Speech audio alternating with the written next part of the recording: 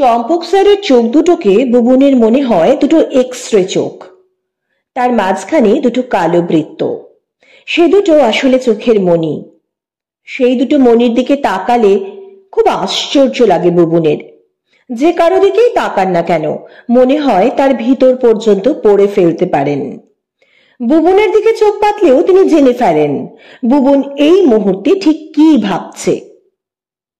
সকালে উঠে পড়ার টেবিলে বসে বারবার তার চোখ চলে যায় জানলার বাইরে। সেই নীল আকাশে যখন একটা কি দুটো চিল বৃত্তাকারে ওড়ে, বুবুনের মনে হয় চম্পক স্যারের চোখ দেখছে বুবুনকে। বুবুন কি করছে না করছে ঠিক জেনে যান চম্পক স্যার। হ্যাঁ, বুবুনকে এতটাই ভালোবাসেন চম্পক স্যার। সকাল থেকে তার মনে হয় কখন স্কুলে যাবে, দেখা হবে চম্পক স্যারের সঙ্গে। ঠিক 10টায় তার স্কুল বাস আসে। স্কুল বাসে উঠে কিছুক্ষণ কলকাতা দেখার ফুরসতে পৌঁছে হিমবন্ত মেমোরিয়াল হায়ার সেকেন্ডারি স্কুলে।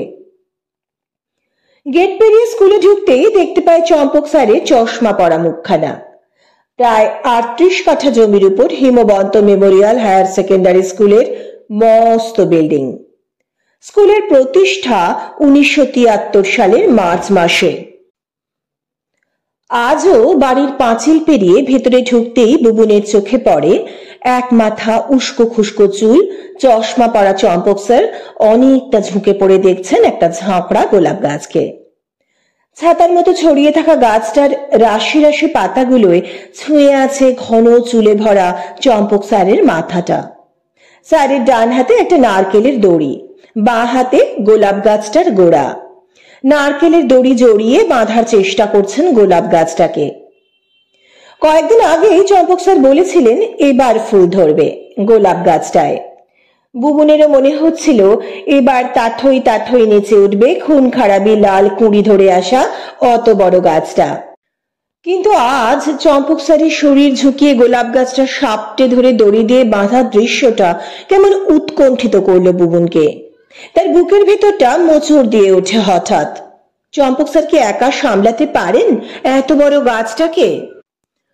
চম্পক স্যার তাদের লাইফ সায়েন্সের টিচার। তাকে টিচার হিসেবে পেয়ে জীবনটা একেবারে বদলে গেছে বুবুনের। চম্পক স্যারকে দেখতে যেমন সুন্দর, চোখ দুটো যেমন মায়াময়, তেমনই তার সুন্দর ব্যবহার। আজও কি দারুণ রঙের শার্ট পরে আছেন চম্পক স্যার। এই শার্টটা পরলেই অনেক বেশি স্মার্ট দেখায় চম্পক স্যারকে। চোখে মোটা কালো ফ্রেমের চশমা পরেন বলে আরো ব্যক্তিত্বপূর্ণ দেখাচ্ছে তার উজ্জ্বল শ্যাম রঙের মুখখানা। বুবুন এক ছুট্টে তার কাছে গিয়ে দাঁড়াতেই চম্পক স্যার অমনি ভরাট গলায় বলে উঠলেন, এই তো বুবুন এসে গেছে, তোর জন্যই তো এতক্ষণ অপেক্ষা করছিলাম। আরো কত ছেলে তো যাচ্ছে পাশ দিয়ে, কেউ তাকাচ্ছেই না, পাছে আমি তাদের সাহায্য করার জন্য ডাকি, আর তুই না ডাকতেই কেমন পাশে এসে দাঁড়ালি। বুবুন অমনি লাল হয়ে ওঠে লজ্জায়। চম্পক স্যার এমন সব অদ্ভুত কথা বলেন না। চম্পক স্যারের কথার ধরনই এমন, কখনো তাকে দেখলেই বলে উঠবেন, বুঝলি এতক্ষণ তোর কথাই ভাবছিলাম, কিংবা বুঝলি বুবুন তুই নিশ্চয়ই এবছর আরো ভালো রেজাল্ট করবি, বা এরকম আরো কত সব মন জুড়োনো সব কথা, যেন তিনি সারাক্ষণই বুবুনের কথা ভাবেন। তাই কখনো হয় নাকি? চম্পক স্যার সারাদিন তো ব্যস্ত থাকেন স্কুলের হাজারো কাজ নিয়ে। 7 থেকে 12 পর্যন্ত কতগুলো ক্লাস নেন রোজ। যেদিন কোনো টিচার অনুপস্থিত থাকেন সেই ক্লাসেও হাসতে হাসতে চলে যান তিনি। কাজে কোনোদিন আলস্য নেই তা সব টিচাররা বলে থাকেন স্কুলে। চম্পক স্যারের কত ছাত্র, তার মধ্যে সত্যি কি তিনি বুবুনের কথা ভাবার সময় পান? হবেও বা। শুধু কি অনেক অনেক ক্লাসে নেন?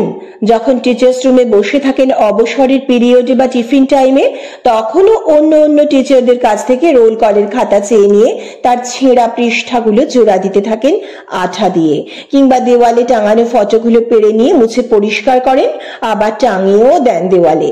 বলেন, বিদ্যাসাগর মশাই আর থাকতে পারছিলেন না ধুলোর চোটে, এরপর হাঁপানি ধরে যাবে ভদ্রলোকের। কিংবা বঙ্কিমচন্দ্রের পাগড়িতে এত মাকড়সা যা জমেছে যে এরপর ভদ্রলোক আর পাগড়ি খুলতে পারবেন না মাথা থেকে।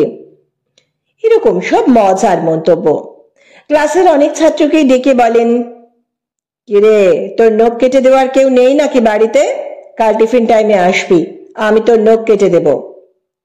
পরদিন দেখেন ছেলেটির নখ কাটা হয়ে গেছে বাড়িতে। ভালো ফল করে না এমন অনেক ছাত্রকেই তিনি রোজ নজরে রাখেন যাতে তাদের বাড়িতে পড়াশোনা ঠিকমতো হয়। কখনো টিফিন টাইমে তাদের ডেকে নিয়ে জিজ্ঞাসা করেন, পড়াশোনা করতে কি অসুবিধা হচ্ছে বাড়িতে? আর বুবুনকে তো প্রায় চোখে চোখে রাখেন। আসলে চম্পক স্যার তাকে এতটাই ভালোবাসেন যে বুবুনের মনে হয় তিনি হয়তো সত্যি সব সময় তার কথা ভাবেন। সে নিশ্চয়ই চম্পক স্যারের কাছে স্পেশাল কেউ। কি জানি, হয়তো তাদের স্কুলের অনেকেই এমন ভাবে। এখন বুবুনকে চম্পক স্যার বললেন, কটা বাজে বলতো? ক্লাস আরম্ভ হতে আরো কিছুক্ষণ দেরি আছে। কাছে আয়, গোলাপ গাছটা কিরকম ছড়িয়ে পড়েছে দেখ, ভালো করে বেঁধে দি। চম্পক স্যার এখন একাই থাকেন এই শহরটিতে। স্কুলটাই তার ধ্যান জ্ঞান। স্কুলের পাশেই একটা বাড়ি ভাড়া নিয়ে থাকেন। তার স্ত্রী নেই, কন্যা থাকেন বিদেশে। কলকাতায় তার বাড়ি। বুবুনরা জানে তার কন্যা বিদেশে কোনো ভালো কলেজে পড়ে, সেই কারণে স্যারের কলকাতার বাড়িতে সর্বক্ষণ তালা মারা থাকে। চম্পক স্যার কিন্তু কখনো কলকাতায় যান না। কেন যান না তা কে জানে। একা থাকেন বলেই হয়তো সবসময় কেমন একটা বিষণ্ণতা ঘিরে থাকে তাকে। সারাদিন স্কুলের ক্লাস নিয়ে অবসর সময় বই পড়ে বা বাগান তৈরি করে সময় কাটে তার। স্কুলের সামনে মস্ত লন, লনের চারপাশে কত কত পাতাবাহার আর ফুল গাছের সমাহার। যখন ফুলগুলো একে একে ফুটতে থাকে স্কুলটাকে কি যে চমৎকার দেখায়। আর এত সব পরিকল্পনার সবটাই চম্পক স্যারেরই। আমরা শুনছি প্রিয় লেখক তপন বন্দ্যোপাধ্যায়ের পুরস্কার অপহরণ রহস্য, রহস্য সমাধানে গোয়েন্দা গার্গী।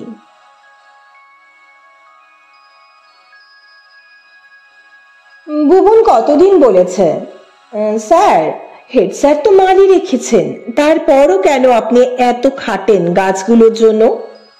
কিন্তু চম্পক স্যার বলেন, ধুর, লাল তো সারাক্ষণ তার মোবাইলে কথা বলতেই ব্যস্ত, গাছের দেখভাল করার সময় কোথায় ওর? ও এত ফাঁকিবাজ যে ওদের পিছনে বকতে বকতে শরীর খারাপ হয়ে যায়। লালকৃষ্ণ নামের মালিক কিন্তু সারাক্ষণ লনের চারপাশে ঘুরে ঘুরে কি সব কাজ করে চলে তা দেখতে পায় বুবুনরা। কিন্তু তার ফাঁকিবাজি ঠিক ধরা পড়ে যেত চম্পক স্যারের চোখে। চম্পক স্যার তাকে ডেকে বলতেন, কি ব্যাপার লালকৃষ্ণ, আপনাকে যদি একদিন খেতে না দেওয়া হয় কিরকম লাগবে বলুন তো? ফুল গাছগুলোর গোড়ায় কতদিন খাবার দেননি, দেখেছেন কিরকম আমসি মেরে গেছে? এমন নধর পাতাগুলো, ওদের গলা শুকিয়ে কাঠ। এরকম ফাঁকি দিলে গাছগুলো বাঁচবে? গাছগুলোর একটু অযত্ন হলেই চোখে পড়ে যায় তার। আজও দেখতে পেয়েছেন গোলাপটার বিস্ত্রস্ত চেহারা।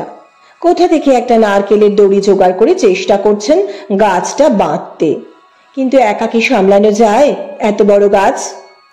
বুবুনকে পেয়ে বলতে গেলেন চম্পক স্যার, বললেন, শিগগির এদিকে আয়, ধর দেখি দড়ির গোড়াটা, বেঁধে দিলে কি সুন্দর দেখাবে ফুল ফুটলে। দুজনে বেশ জুত জাত করে বেঁধে ফেলা গেল গাছটা। চম্পক স্যার তার কাঁধে হাত দিয়ে বললেন, ভাগ্যিস তুই এসেছিলিস সময় মতো।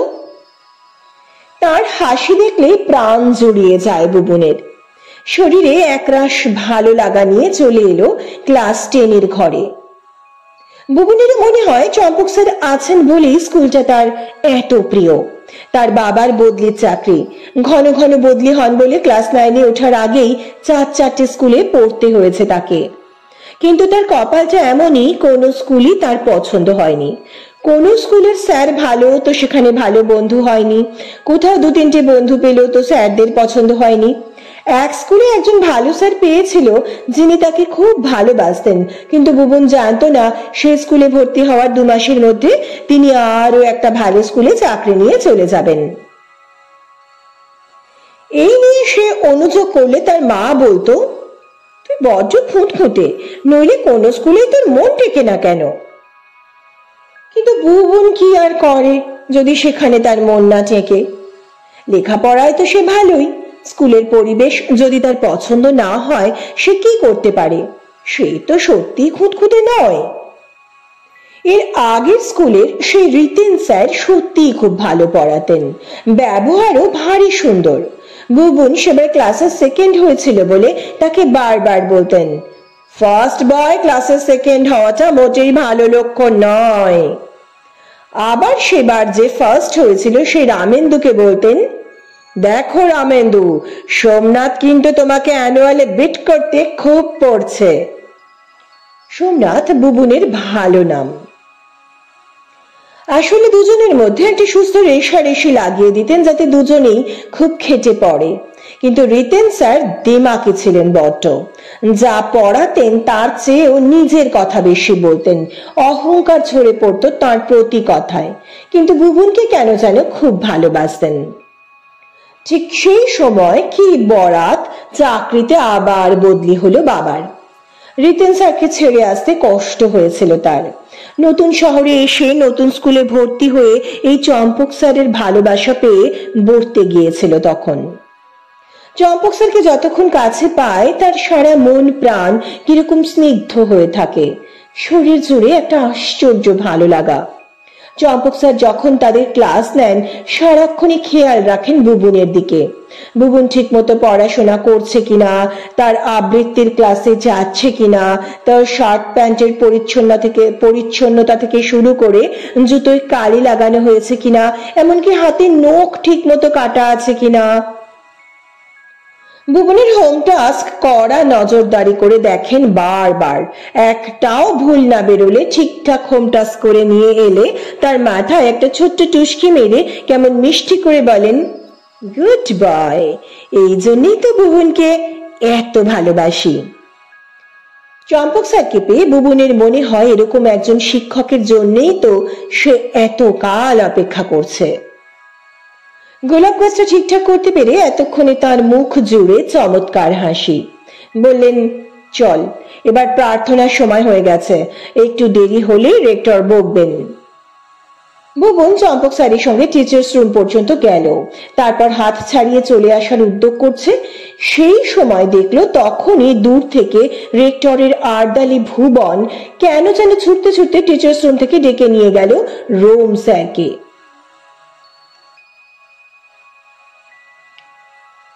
আজকাল কিছু কিছু খারাপ খবর কিভাবে যেন দ্রুত পৌঁছে যায় গার্গীর কানে।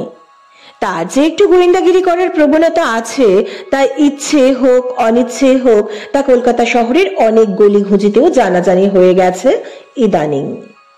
তার তীক্ষ্ণ বুদ্ধিমত্তার কাহিনী খুবই দ্রুত ছড়িয়ে পড়ছে কলকাতার মানুষের কাছে, যার কারণে কোথাও অঘটন হলে তৎক্ষণাৎ তা মাধ্যাকর্ষণের টানের মতো ছুটে আসে গার্গীর টেলিফোনে কিংবা মোবাইলে।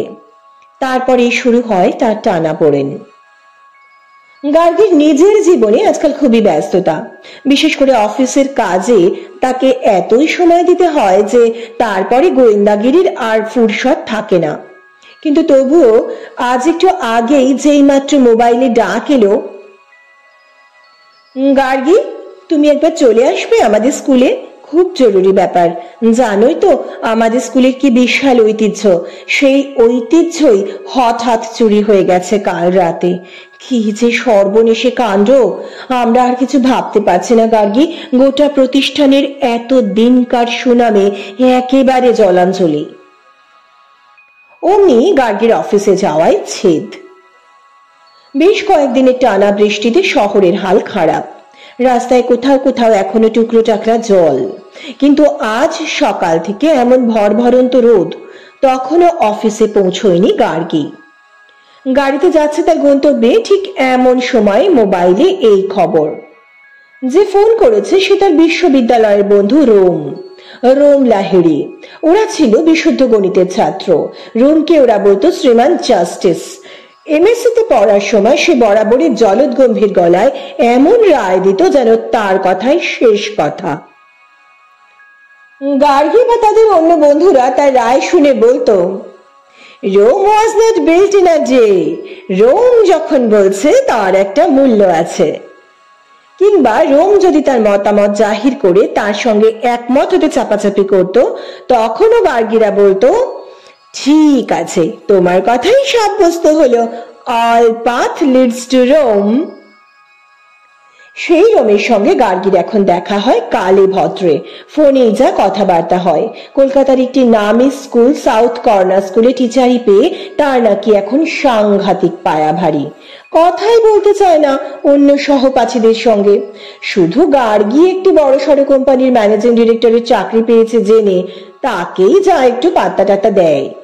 পাত্তা দেওয়া আর কি, কখনো রোম ফোন করে জানায় তাদের স্কুল এবছর রাষ্ট্রপতির বিশেষ পুরস্কার পেয়েছে, বা তাদের স্কুলের ছাত্র এবার বোর্ডের মধ্যে দ্বিতীয় বা তৃতীয় স্থান পেয়েছে। অর্থাৎ সে বোঝাতে চায় যে যেখানে চাকরি করে সেইটাই পৃথিবীর শ্রেষ্ঠতম প্রতিষ্ঠান। সেই রোম লাহিড়ির ডাক পেয়ে, বা বলা যায় তার আর্তনাদ শুনে, গার্গী তার গাড়ির মুখ ঘুরিয়ে নিল গড়িয়াহাটের দিকে। রোম চিরকাল তার অহংকারের জায়গাটাই জানাতে পছন্দ করে। সেই রোম যখন আর্তনাদ করছে তখন বুঝতে হবে কিছু একটা সাংঘাতিক ঘটনা ঘটেছে তাদের স্কুলে। সাউথ কর্নার স্কুলের কলকাতা জোড়া পরিচয় তার জানা, কিন্তু এর আগে এই স্কুলে তার আসার দরকার হয়নি। রোম এর আগে বার তিনেক টেলিফোনে আমন্ত্রণ জানানো সত্ত্বেও, এমনকি গতকালই তাদের স্কুলের বাৎসরিক অনুষ্ঠানের আমন্ত্রণ লিপি পেয়েও আসতে পারেনি, তার নিজের অফিসে এত কাজ ছিল। কিন্তু আজ আর না গিয়ে পারল না। গার্গীর ড্রাইভার রতন লাল গাড়ি চালায় প্রায় স্পুটনিকের গতিতে। কলকাতার ব্যস্ততম রাস্তাতেও সে কিভাবে ফাঁক ফোকর খুঁজে সবচেয়ে কম সময়ে নিয়ে যাবে গন্তব্যে, তা অবাক করার মতো। গার্গী অবশ্য এখন আর অবাক হয় না, বরং অন্য কারো গাড়িতে চড়লে তার মনে হয় গাড়িটা চলছেই না যেন। কিন্তু আজ তার স্টিয়ারিং এ অন্য গল্প। এক নাগারে ঝিরঝিরে বৃষ্টি হওয়ায় রাস্তায় জল কাদা, ফলে রতনলালের মতো ড্রাইভারও ঠিক থই পাচ্ছে না স্টিয়ারিং হাতে নিয়ে। স্কুল গেটে যখন পৌঁছলো তখন বেলা 10:40। স্কুলের গেট খোলা হয়েছে মিনিট 10 আগে। স্রোতের মতো ছাত্রছাত্রীরা ঢুকে পড়ে জায়গা নিচ্ছে যে যার ক্লাসে। বালক বালিকা কিশোর কিশোরীরা কিন্তু হইচই করছে না, বোধ হয় তাদের সবার মনেই শোক। ঠিক সেই সময় গার্গীর গাড়ি এসে দাঁড়ায় গেটের কাছে। প্রথমে গেটের দারোয়ান তাকে ঢুকতেই দিচ্ছিল না, বলল, হুকুম নেই। শেষে রোম লাহিড়ী তাকে দূর থেকে দেখে ছুটে এসে বলল, আরে আমরা তো তোমার জন্যই অপেক্ষা করছি, চলো ভেতরে চলো। গার্গী বিশাল স্কুল চত্বর দেখে অবাকই হচ্ছিল। সবুজ ঘাসে ভরা মাঠের মধ্য দিয়ে পায়ে চলার পিচপথ। সবুজ ঘাসের মধ্যে কোথাও ফুলের সম্ভার, প্রচুর গোলাপ লাগানো হয়েছে লনের ভিতর। একজন মালি গোছের লোক সেই গোলাপের বাগানে ঝুঁকে পড়ে নিড়োচ্ছে এক মনে। এখন যেখানে নিড়োচ্ছে সেখানে কোনো গোলাপ গাছ নেই।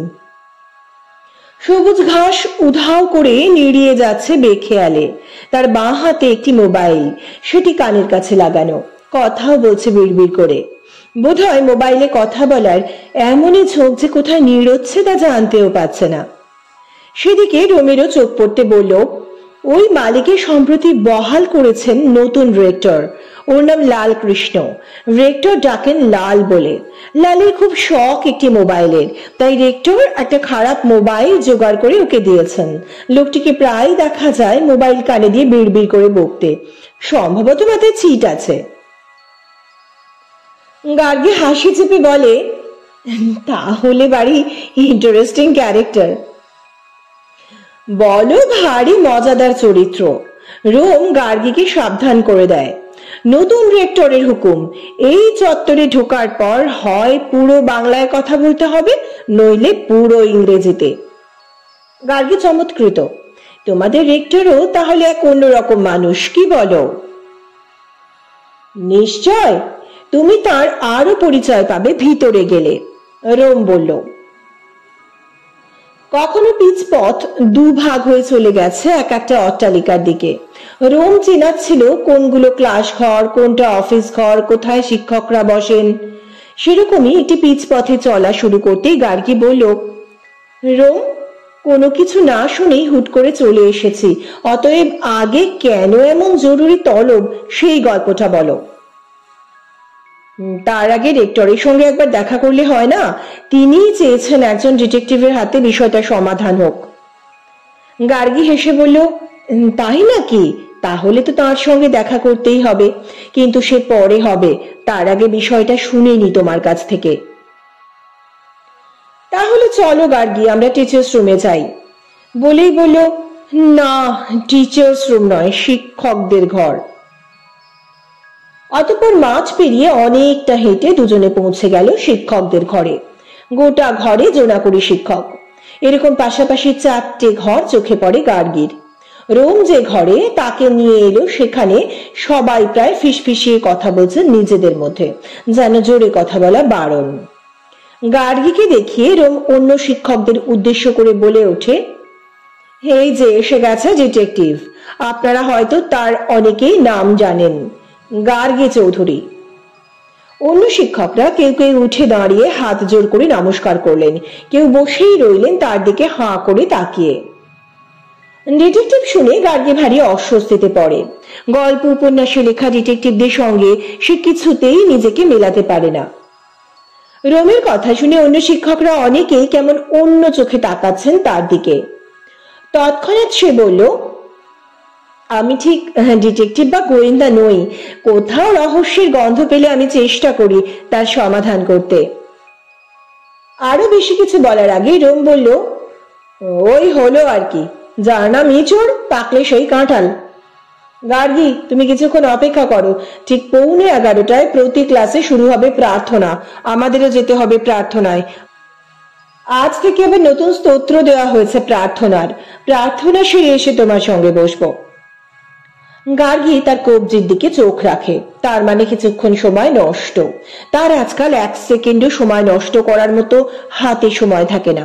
শিক্ষকদের ঘরের এক কোণে রোম লাহিড়ির বসার জায়গা, একটা বড় আকারের টেবিল, সেই টেবিলের দুপাশে অনেকগুলো করে চেয়ার, ও পাশে আরো এরকম কয়েকটা টেবিল, দুপাশে চেয়ার। শিক্ষকরা বসে অপেক্ষা করছেন প্রার্থনায় যাওয়ার জন্য। সেখানেই একটি খালি চেয়ারে গার্গীকে বসিয়ে রোম বলল, প্রার্থনা সেরে ফেরার সময় রেক্টরকেও বলে আসি তুমি এসেছো। গার্গী এখনো বুঝতে পারছে না যে কি কারণে তার এখানে আগমন। তার চোখ তখন ছুঁয়ে যাচ্ছে পাশের টেবিলগুলোর চারপাশে বসা মুখগুলোর দিকে। একই সঙ্গে তার কানও শুনে চলেছে শিক্ষকদের সংলাপ। শুনল কেউ বলছেন, কি হলো, আজ তদন্ত হবে অথচ ছুটি হবে না? আর একজন বলল, ছুটি শব্দটাই তো রেক্টরের অভিধানে নেই। প্রথমজন বললেন, তাহলে আর কি লাভ হলো। ছোট্ট অনুরোধ, গল্পটি ভালো লাগলে লাইক করবেন, অনেক শেয়ার করবেন এবং অবশ্যই আপনাদের মতামত জানাবেন। আপনাদের মতামত পেলে বুঝতে পারি গল্পগুলো আপনাদের কেমন লাগছে। পরক্ষণেই গার্গী চোখ পাতল পাশের টেবিলের দিকে।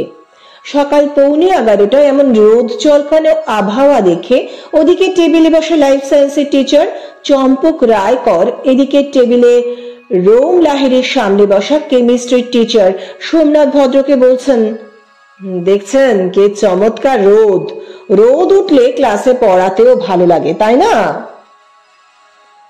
যা বলেছেন, অন্যদিনের চেয়ে আজ যেন একটু বেশি রোদ্দুর, যাকে বলে সোনা ঝরা দিন। আমার প্রথম ক্লাসটা নেই। চম্পক রায়কর সামান্য হাসলেন।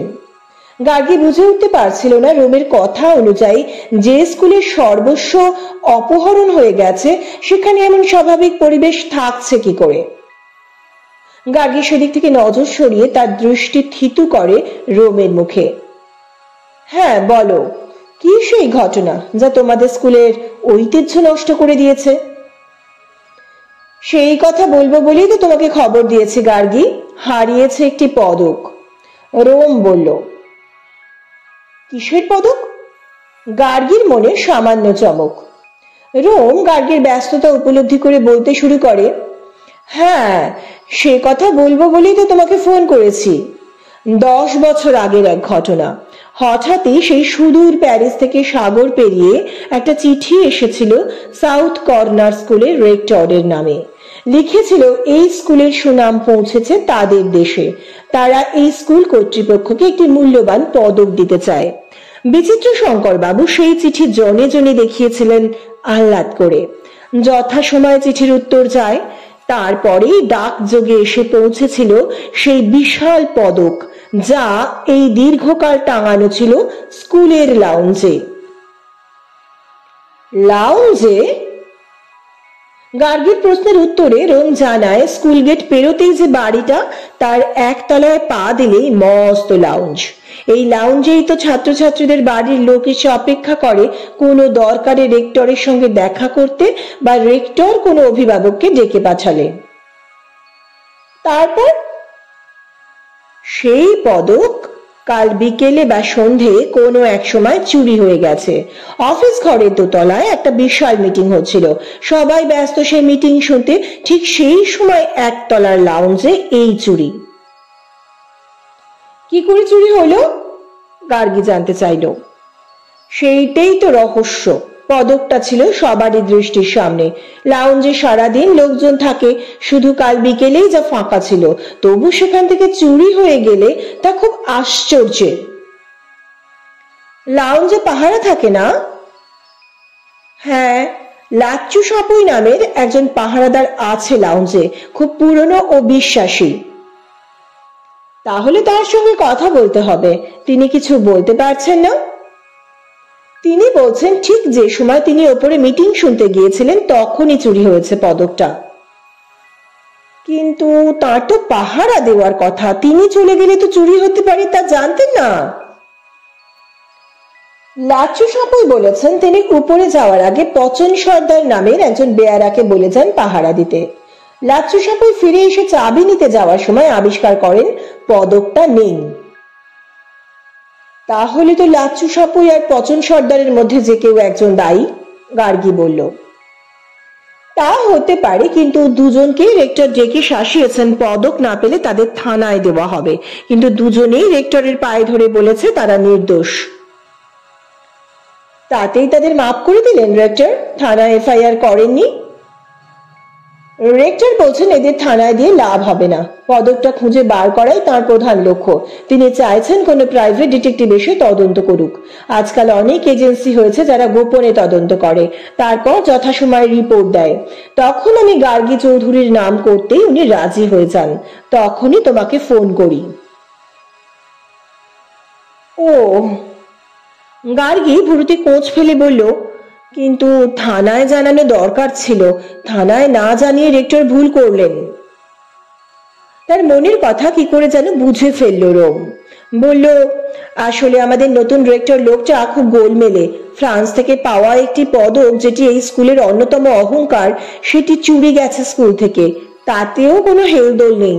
বলেছেন স্কুলের কাজ চলবে যথারীতি, তার জন্য সারা স্কুলে শোক সভা বসানো চলবে না। কেমিস্ট্রি টিচার সোমনাথ ভদ্র বললেন, পাগল পাগল, না হলে কাল মিটিং এ ওরকম দম্ভ করে কেউ বলে সাউথ কর্নার স্কুলের ঐতিহ্য লেখা হবে অন্যভাবে। আর তারপরেই কিনা সন্ধে ধরা পড়লো ফ্রান্সের পুরস্কারটা হাওয়া। রোহিত তালুকদার নামের একজন শিক্ষক মুখে একটা ভঙ্গি করে বললেন, অথচ দেখুন কাল বিকেলে স্কুলের এত বড় মিটিংটা বৃষ্টিতে কেমন নিয়ে গেল। এক্স রেক্টর বিচিত্র শঙ্কর বাবু ভালো করে বলতেই পারলেন না, চোখ ছলছল করে বললেন, এই বৃষ্টিতেও এত গার্জেন মিটিং এ এসেছে দেখে কি ভালোই যে লাগছে, কিন্তু বৃষ্টির দাপটে মিটিংটা যে ধুয়ে মুছে যাওয়ার উপক্রম। সব এগুলো কনস্পিরেসি, জানেন তো। কেমিস্ট্রি টিচার সোমনাথ ভদ্র হঠাৎ হাতের ঘড়িতে নজর পড়তেই উঠে দাঁড়িয়ে বললেন, চলুন চলুন, প্রেয়ারের সময় হয়ে এলো, দেরি হলে রেক্টর আবার লাল চোখ করে তাকাবেন। প্রেয়ার বলবেন না, বলুন প্রার্থনা। প্রেয়ার বললেও রেক্টরের লাল চোখে তাকাবেন কিন্তু। গার্গী দুই শিক্ষকের কথার ধরন থেকেই উপলব্ধি করতে পারছিল নতুন রেক্টর জয়েন করেছেন সম্প্রতি। তারপরেই শুরু হয়েছে কিছু অপ্রীতিকর ব্যাপার। তার অনেক আদেশ পছন্দ হচ্ছে না শিক্ষকদের, কিন্তু কি সেই টানাপোড়েন তা জানতে তাকে অপেক্ষা করতে হবে প্রার্থনা শেষ না হওয়া পর্যন্ত। সব শিক্ষককেই তখন শিক্ষকদের ঘর ছেড়ে যেতে হচ্ছে প্রার্থনা সভায়। গার্গী তখন ঘুরে ঘুরে দেখছে সেই ঘরের দেওয়ালে টাঙানো পশ্চিমবঙ্গ, ভারত ও পৃথিবীর নানা ধরনের মানচিত্রগুলো। অনেক স্কুলেই থাকে এরকম। এই স্কুলে আরো টাঙানো আছে বিভিন্ন মনীষীর ছবি, জীবনী ও বাণী। আছে নানাবিধ উপদেশ, যা ঠিক গতানুগতিক ধরনের নয়। শিক্ষকরা ফিরে এলেন একটু পরেই, কিন্তু তক্ষুনি সবাইকে রোল কলের খাতা নিয়ে বেরিয়ে যেতে হবে যে যার ক্লাসে। রোম বলল, গার্গী আমাকেও আজ রেহাই দেননি ডিরেক্টর। আমি তাকে বলেছি ডিটেকটিভ এসে গেছেন হারানো পদক নিয়ে তদন্ত করতে। তাতে উনি খুশি হয়ে বলেছেন, ঠিক আছে তদন্ত করুন না, কিন্তু তার জন্য আপনার ক্লাস যেন বন্ধ না থাকে। তুমি ততক্ষণে ভদ্রবাবুর সঙ্গে একটু কথা বলো, উনি সব জানেন, তোমাকে সাহায্য করবেন বিষয়টা বুঝতে। গার্গী হঠাৎ বলল, রোম, বিচিত্র শঙ্কর বাবুকে একটা খবর দিতে পারো? তাকে কিছু জরুরি কথা জিজ্ঞাসা করতে হবে। রোম কিছুটা হতভম্ব, কিছুটা বিস্মিত, তারপর বলল, ঠিক আছে, আমি খবর দিচ্ছি ফোন করে। রোম রোল কলের খাতা হাতে বেরিয়ে যেতেই সোমনাথ ভদ্রের কাছে একটু একটু করে গার্গী শুনে নিল নতুন রেক্টরের কথা, সেই সঙ্গে পদক হারানোর প্রেক্ষাপট। আসলে নতুন রেক্টর এমনই করা যে শিক্ষকরাও বেশ সমঝে চলছেন তাকে। সোমনাথ ভদ্র বলতে শুরু করলেন, বুঝলেন মিসেস চৌধুরী, আগের রেক্টর বিচিত্র শঙ্কর রায় ছিলেন দেবতুল্য মানুষ। স্কুলকে ভালোবাসতেন ছেলের মতোই, কি তার চেয়েও হয়তো কিছু বেশি। বাড়িতে নিজের ছেলের উপর যত না নজর দিতেন, তার চেয়েও বেশি সময় দিতেন কি করে স্কুলের উন্নতি আরো দ্রুত হয়। গত 31 বছরে স্কুলের উন্নতির গ্রাফ বেড়েছে চড়চড় করে। গার্গী বোঝার চেষ্টা করছিল সোমনাথ ভদ্রের বক্তব্য। বলল, তাই নাকি? হ্যাঁ, বিচিত্র শঙ্কর বাবুর প্রশাসনের ধরন ছিল একরকম, কড়া অথচ দয়ালুর হৃদয় তার। সবারই ভালো মন্দের উপর তাঁর ছিল সতর্ক নজর। কিন্তু নতুন রেক্টর মেঘনাথ দে রায়ের প্রশাসনের ধারা একেবারেই অন্যরকম, ভারী কড়া, যাকে বলে পায়ে পায়ে শৃঙ্খলা। লাইফ সায়েন্সের টিচার চম্পক রায়কর ওপাশের টেবিল থেকে চেঁচিয়ে বললেন, সোমনাথ বাবু, আপনি মিসেস চৌধুরীকে ভুল বোঝাবেন না। নতুন রেক্টর এসে মাত্র 3 মাসেই বেশ নাড়াচাড়া দিয়েছেন স্কুলের দৈনন্দিন কাজে। তা বলা বলি হচ্ছে ছাত্রছাত্রী থেকে শুরু করে অভিভাবক, এমনকি শিক্ষকদের মধ্যেও। সে কথা বলুন ম্যাডামকে। সোমনাথ ভদ্র ছোট উল্টে বললেন, তবে সে নাড়াচাড়া ভালো না খারাপ তা এখনো বোঝা যাচ্ছে না। চম্পক রায়কর একটু উত্তেজিত হয়ে প্রায় বক্তৃতার ঢঙে বললেন, কেন, ভালোই তো মনে হচ্ছে। কাল বিকেলের মিটিং এর কথাই ধরুন না কেন, কাল ছিল নতুন রেক্টরের প্রথম 3 মাসের কাজের ফিরিস্তি দেওয়া ও সর্বস্তরের প্রতিনিধিদের কাছ থেকে তার প্রতিক্রিয়া শোনা। এটা নিশ্চয়ই অভিনব ব্যাপার। তাতে যা মনে হলো, রেক্টর যতই কড়া হন বা নানা অদ্ভুত নিয়ম চালু করুন না কেন, মোটের ওপর ভালোই শংসাপত্র পেয়েছেন সর্বস্তরের প্রতিনিধির কাছ থেকেই। শেষে বিচিত্র শঙ্কর বাবুও বললেন, যাক, তাহলে আমি যোগ্য ব্যক্তির হাতে দায়িত্ব সমর্পণ করতে পেরেছি। 31 বছর দায়িত্বে থাকার পর সত্যিই খুব ভাবনায় ছিলাম, আমার এত সাধের প্রতিষ্ঠান তার সুনাম বজায় রাখতে পারবে তো। প্রার্থনার কথাই ভাবুন না কেন, এই রেক্টরের অন্যতম কৃতিত্ব এই নতুন রকমের প্রার্থনা চালু করা। বিচিত্র শঙ্কর বাবুর সময়ও প্রার্থনা ছিল, কিন্তু সেই একই প্রার্থনা অন্তর তুমি বিকশিত করো অন্তরতর করে চলছিল 31 বছর ধরে। মেঘনাথ বাবু বলেছেন প্রার্থনার বিষয় বদলানো হবে প্রতি 3 মাস পর পর। সেই প্রার্থনা মুখস্থ করতে হবে শিক্ষক থেকে ছাত্রছাত্রী সবাইকে। সেই নিয়ম মেনে এবারের প্রার্থনার কথা নেওয়া হয়েছে শ্রীমদ্ ভাগবত গীতা থেকে, মাত্র 6টা শ্লোক। সেই শ্লোক মুখস্থ করতেই প্রাণান্ত সবার। এর আগে মানে তার আমলে প্রথমবারই প্রার্থনার কথা নেওয়া হয়েছিল বাইবেল থেকে। তখন অবশ্য বেশ গুঞ্জন উঠেছিল সবার মধ্যে, কিন্তু 3 মাসের মধ্যে হঠাৎ শ্রীমদ্ ভাগবত গীতার শ্লোক হওয়ায় সবার মুখ চুপ। শোনা যাচ্ছে এরপর নাকি কোরআনের অংশবিশেষ প্রার্থনায় বলতে হবে। তারপর নেওয়া হবে গ্রন্থ সাহেব থেকে। রেক্টর বলেছেন সব ধর্মেই বেশ কিছু বিষয় আছে যা সমস্ত মানুষেরই জানা দরকার। শুধু যে প্রার্থনার বিষয় বদলেই যুগান্তকারী ঘটনা ঘটিয়েছেন নতুন রেক্টর তা কিন্তু নয়। তিনি নতুন নিয়ম করেছেন, স্কুলে ইংরেজি আর বাংলা মিশিয়ে কথা বলা চলবে না। হয় পুরোপুরি ইংরেজিতে কথা বলতে হবে, নইলে পুরো বাংলায়, কোন রকম বাংরেজি চলবে না বলে হাসতে শুরু করেন চম্পক রায়কর। বললেন, বুঝলেন, বাঙালির অভ্যেস খারাপ হয়ে গেছে। একটা বাক্যে 7টা শব্দ থাকলে তার মধ্যে 3টে ইংরেজি না বললে তার মনে হয় নিজেকে যথেষ্ট শিক্ষিত মনে হচ্ছে না, অথচ টানা ইংরেজিতে কথা বলতে বলো, ছুটে পালিয়ে যাবে। গার্গী বেশ অবাক হচ্ছিল পাশাপাশি টেবিলে সম্পূর্ণ বিপরীত ধর্মী মত পোষণ করায়। প্রসঙ্গ বদলাতে বলল, কাল যে মিটিংটা হয়েছিল সে সম্পর্কে কিছু বলবেন? চম্পক রায়করই বেশি উৎসাহ নিচ্ছেন রেক্টর সম্পর্কে বলতে। ওপাশের টেবিল থেকে উঠে এসে বললেন, তাহলে শুনুন, গতকাল নতুন রেক্টর একটা সভা ডেকেছিলেন দোতলার মিটিং রুমে। শিক্ষক শিক্ষিকা ছাড়া ছিলেন ম্যানেজিং কমিটির সদস্যরা, বেশ কিছু ছাত্রছাত্রীর অভিভাবক অভিভাবিকা। দোতলার মস্ত মিটিং রুমে তিল ধারণের জায়গা ছিল না।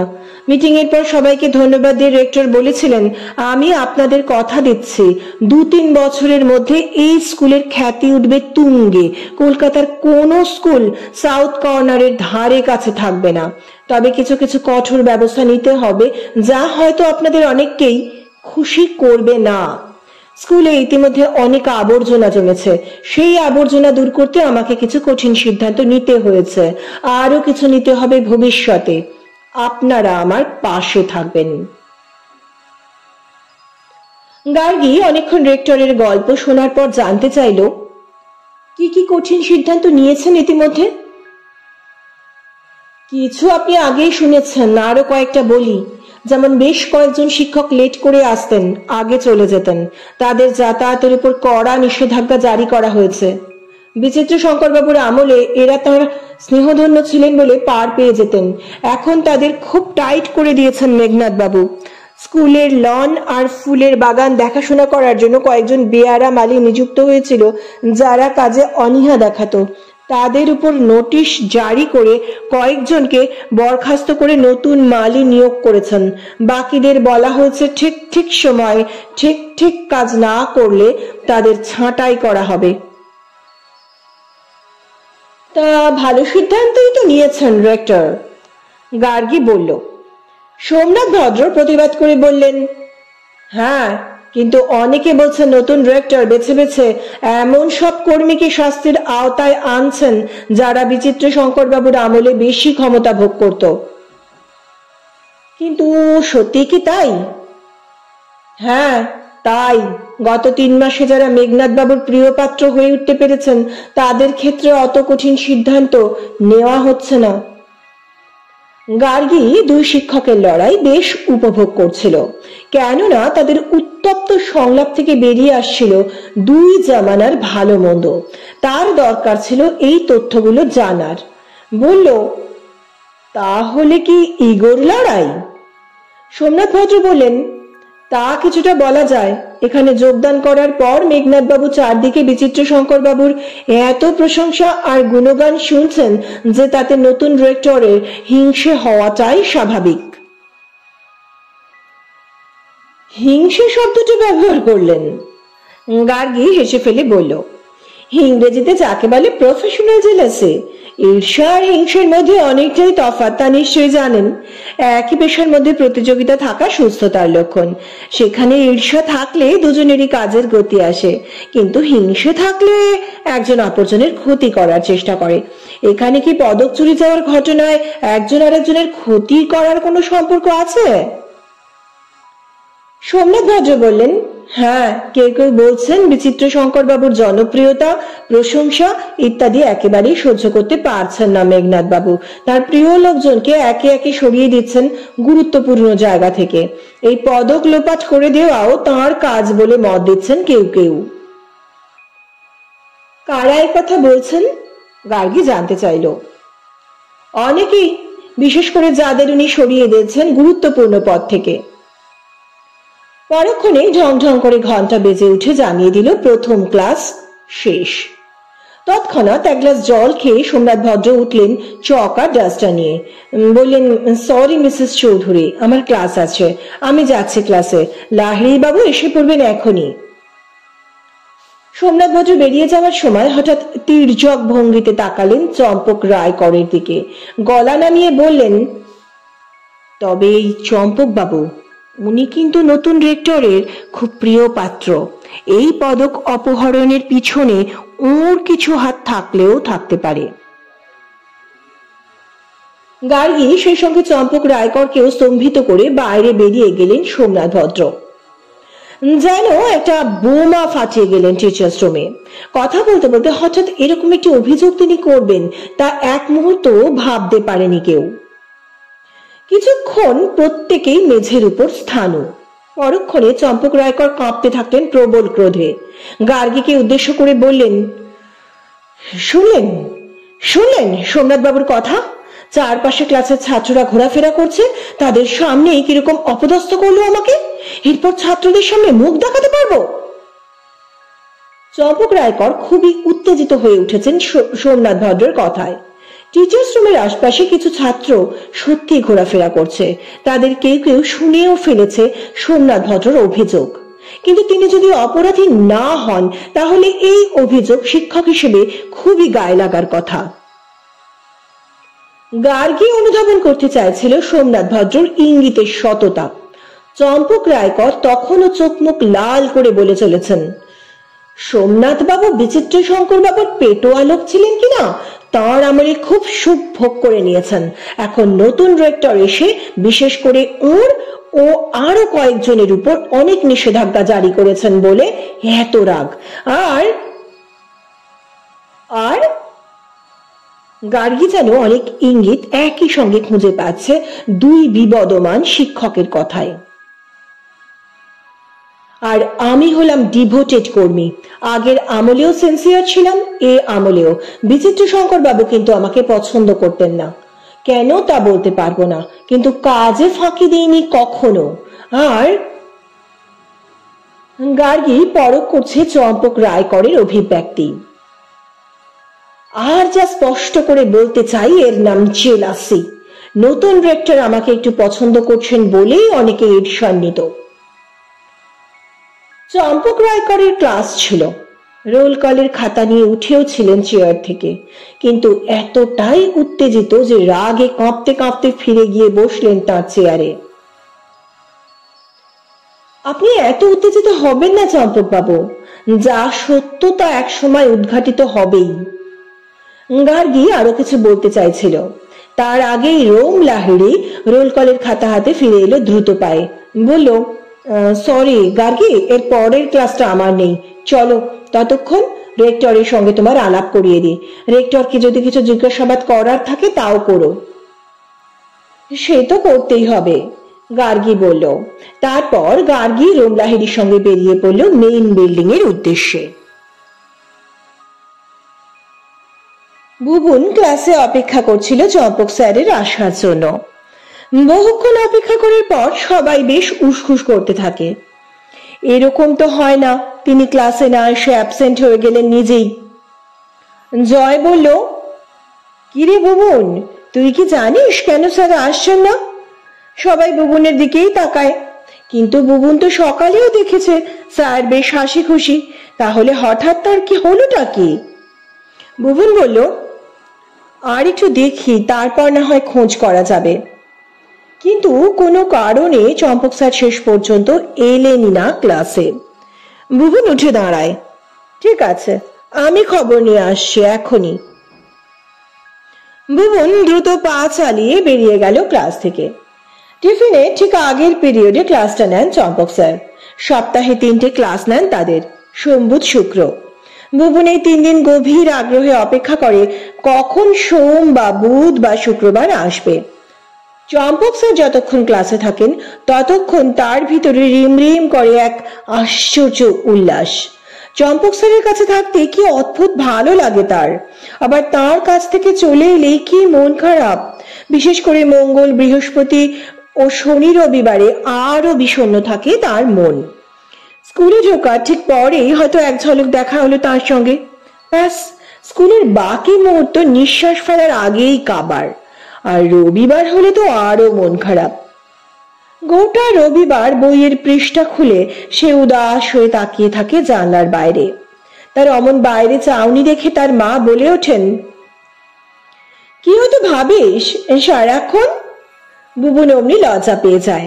মাকে তো আর বলা যায় না সে এতক্ষণ ঝুম হয়ে চম্পক স্যারের কথা ভাবছিল। বলল, রবিবার কেন যে স্কুল বন্ধ থাকে?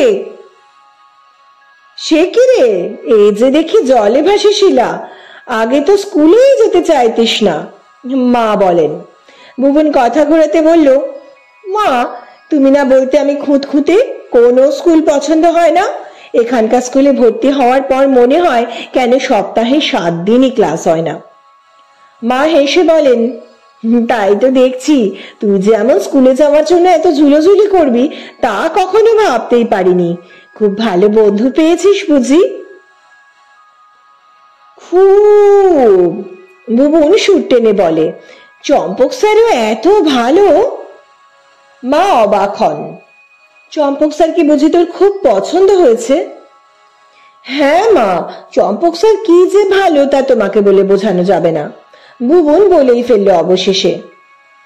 তোকে বুঝি খুব ভালোবাসেন রে বুবুন? খুব, বুবুন হেসে ফেলে বলল। তোমার চেয়েও বেশি ভালোবাসেন। মা অবাক হন। তাই নাকি? কি অবাক কাণ্ড! বুবুন লাল হয় লজ্জায়।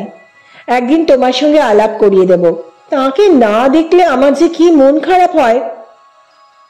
যাক, এখন ছেলে স্কুলের পড়ায় মন এলে ভালো হয়। কেন মা, আজকাল তুমি খুব পড়ি? তাও তো দেখি, তবে কেমন পড়িস তা দেখা যাবে পরীক্ষার রেজাল্ট হাতে পেলে। বুবুন বেশ জোর গলায় বলে, দেখে নিও, চম্পক স্যার বলেছেন শুধু আমাকে ভালোবাসলেই হবে না, স্কুলের রেজাল্টও ভালো করতে হবে। বলে সে আবার বইয়ের পৃষ্ঠায় নিবিষ্ট হয়। কিন্তু কিছুক্ষণ পরেই আবার কি মনে হতে তার খুব মন খারাপ। আর কয়েক মাস পরেই তাদের বার্ষিক পরীক্ষা, তারপর সে উঠবে নতুন ক্লাসে। তারপর তার বাবা যদি আবার বদলি হয়ে যান, তাহলে তো তাকে চলে যেতে হবে অন্য কোনো শহরে, ভর্তি হতে হবে নতুন কোনো স্কুলে। কথাটা মনে হতেই তার বুকের ভিতরটা চিনচিন করে ওঠে।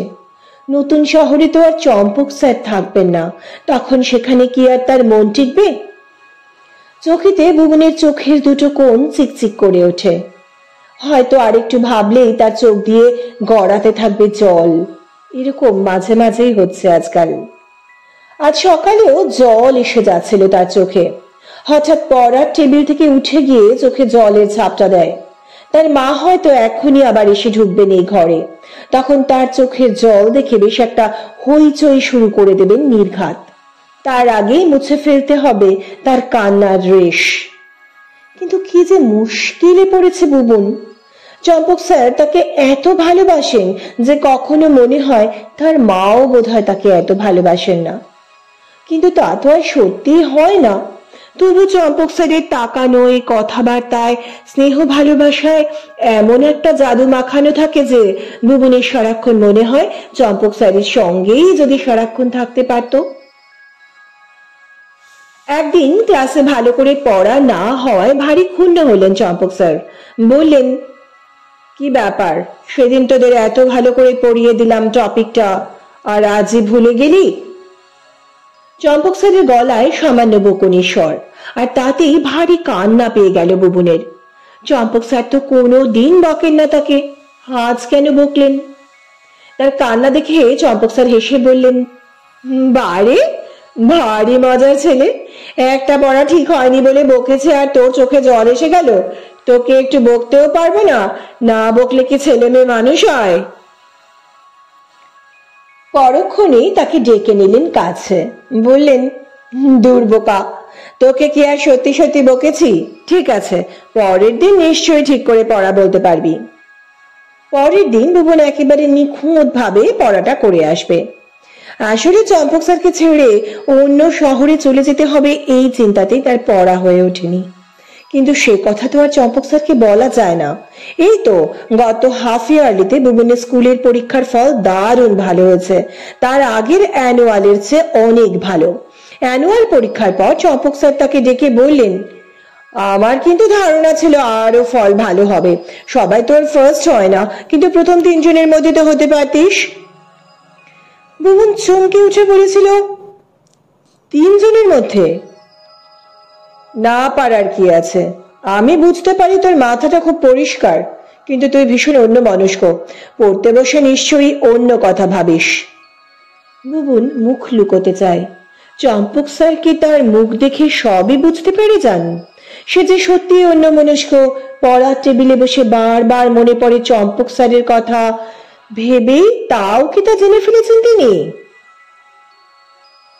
দেখ বুবুন, আগামী কয়েকটা বছর খুবই কঠিন। শুধু স্টার নম্বর পেলেই যে ভালো রেজাল্ট হলো তা আর এখন বলা যাবে না। ভালো স্কুলে ভর্তি হতে হলে চাই হাই স্টার, সেরকমই লক্ষ্য রেখে পড়তে হবে এবছর। বুবুন চুপ করে শুনে অবশেষে মাথা নাড়ে। চেষ্টা করব স্যার। বুবুন পড়াশোনায় এতটাই জোর দিয়েছিল যে হাফ ইয়ারলি পরীক্ষায় দারুণ নম্বর পেয়ে তাক লেগে গেছে সবাইকার। বুবুন সেকেন্ড হবে কেউ ভাবতেই পারেনি। সবাই অবাক হয়ে বলল, কিরে বুবুন, তুই কতজনকে টেক্কা দিলি? কিন্তু বুবুনের লক্ষ্য তখন টেস্ট পরীক্ষা, তাই হাফ ইয়ারলির পর থেকেই রাত জেগে পড়তে শুরু করেছে। পরীক্ষায় ভালো করলে চম্পক স্যার খুবই খুশি হবেন জেনে তার পরিশ্রম বেড়ে যায়। এবছর টেস্টে আরো ভালো করতেই হবে। চম্পক স্যার বলেছেন হাই স্টার নম্বর চাই। বুবুনের মা বললেন, কিরে তোর কি মতিভ্রম হলো? এত পড়ছিস যে?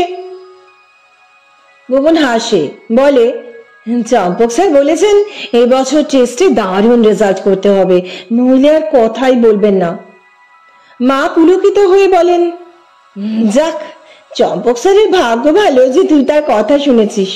আমরা এতদিন ধরে বলেও তোকে পড়তে বসাতে পারিনি। বুবুন মনে মনে বলেছে চম্পক স্যারের সঙ্গে দেখা হয়ে তার পুনর্জন্ম হয়েছে।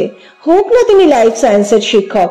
কোন শিক্ষক ছাত্রকে এত ভালোবাসলে ছাত্রও ভালো হবে, এটাই তো স্বাভাবিক। চম্পক স্যার তাকে ডেকে মাথায় হাত বুলিয়ে বলেছিলেন, তুই আমার মান রেখেছিস। অনেক গার্জেনই নাকি আমার আড়ালে বলা বলি করেন তোকে নাকি আমি বেশি আহ্লাদ দিই। দেখ অ্যানুয়ালে আরো ভালো রেজাল্ট করতে পারিস কিনা। বুবুনের মন জুড়িয়ে যায় চম্পক স্যারের কথায়। শরীরটা কেমন অবশ, গলা জড়িয়ে যায় কেন যেন। ফিসফিস করে বলে, চেষ্টা করব স্যার। কিন্তু পরীক্ষার খুব বেশি দেরি নেই আর। পরীক্ষা যত এগিয়ে আসছে তার মন খারাপ হয়ে যাচ্ছে। পরীক্ষা হয়ে গেলেই নাকি তার বাবার বদলি হতে পারে, তাহলে এই স্কুলের সঙ্গে তার সম্পর্ক শেষ। তারপর তাকে চলে যেতে হবে অন্য স্কুলে।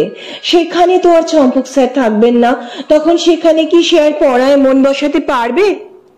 বুবুনের চোখ দিয়ে জল গড়িয়ে আসে। হঠাৎ মা ঘরে এসে পড়ায় তাড়াতাড়ি মুখ নিচু করে আড়াল করতে থাকে অশ্রু। জোরে জোরে পড়া শুরু করে দেয়। মা হেসে বলেন, কিরে তুই মনে হচ্ছে দারুণ কিছু করবি এবার। যাক, এতদিনে ছেলেটার সুবুদ্ধি হয়েছে। কিন্তু বুবুন সেই গেল তো গেল, অনেকক্ষণ হলো সেও ফিরল না ক্লাসে। তাদের ক্লাসের অনুপম বেরিয়ে খুঁজতে লাগলো বুবুনকে। গিয়ে দেখলো বুবুন টিচার্স রুম থেকে বেরিয়ে বসে আছে ঘাসের উপর হাঁটুতে মুখ গুঁজে। অনুপমের পীড়াপিড়িতে ফুঁপিয়ে কাঁদে কাঁদে বলল, চম্পক স্যারের নামে কারা যেন দোষ দিয়ে বলেছে স্যারই নাকি এই পদক চুরির ব্যাপারে জড়িত।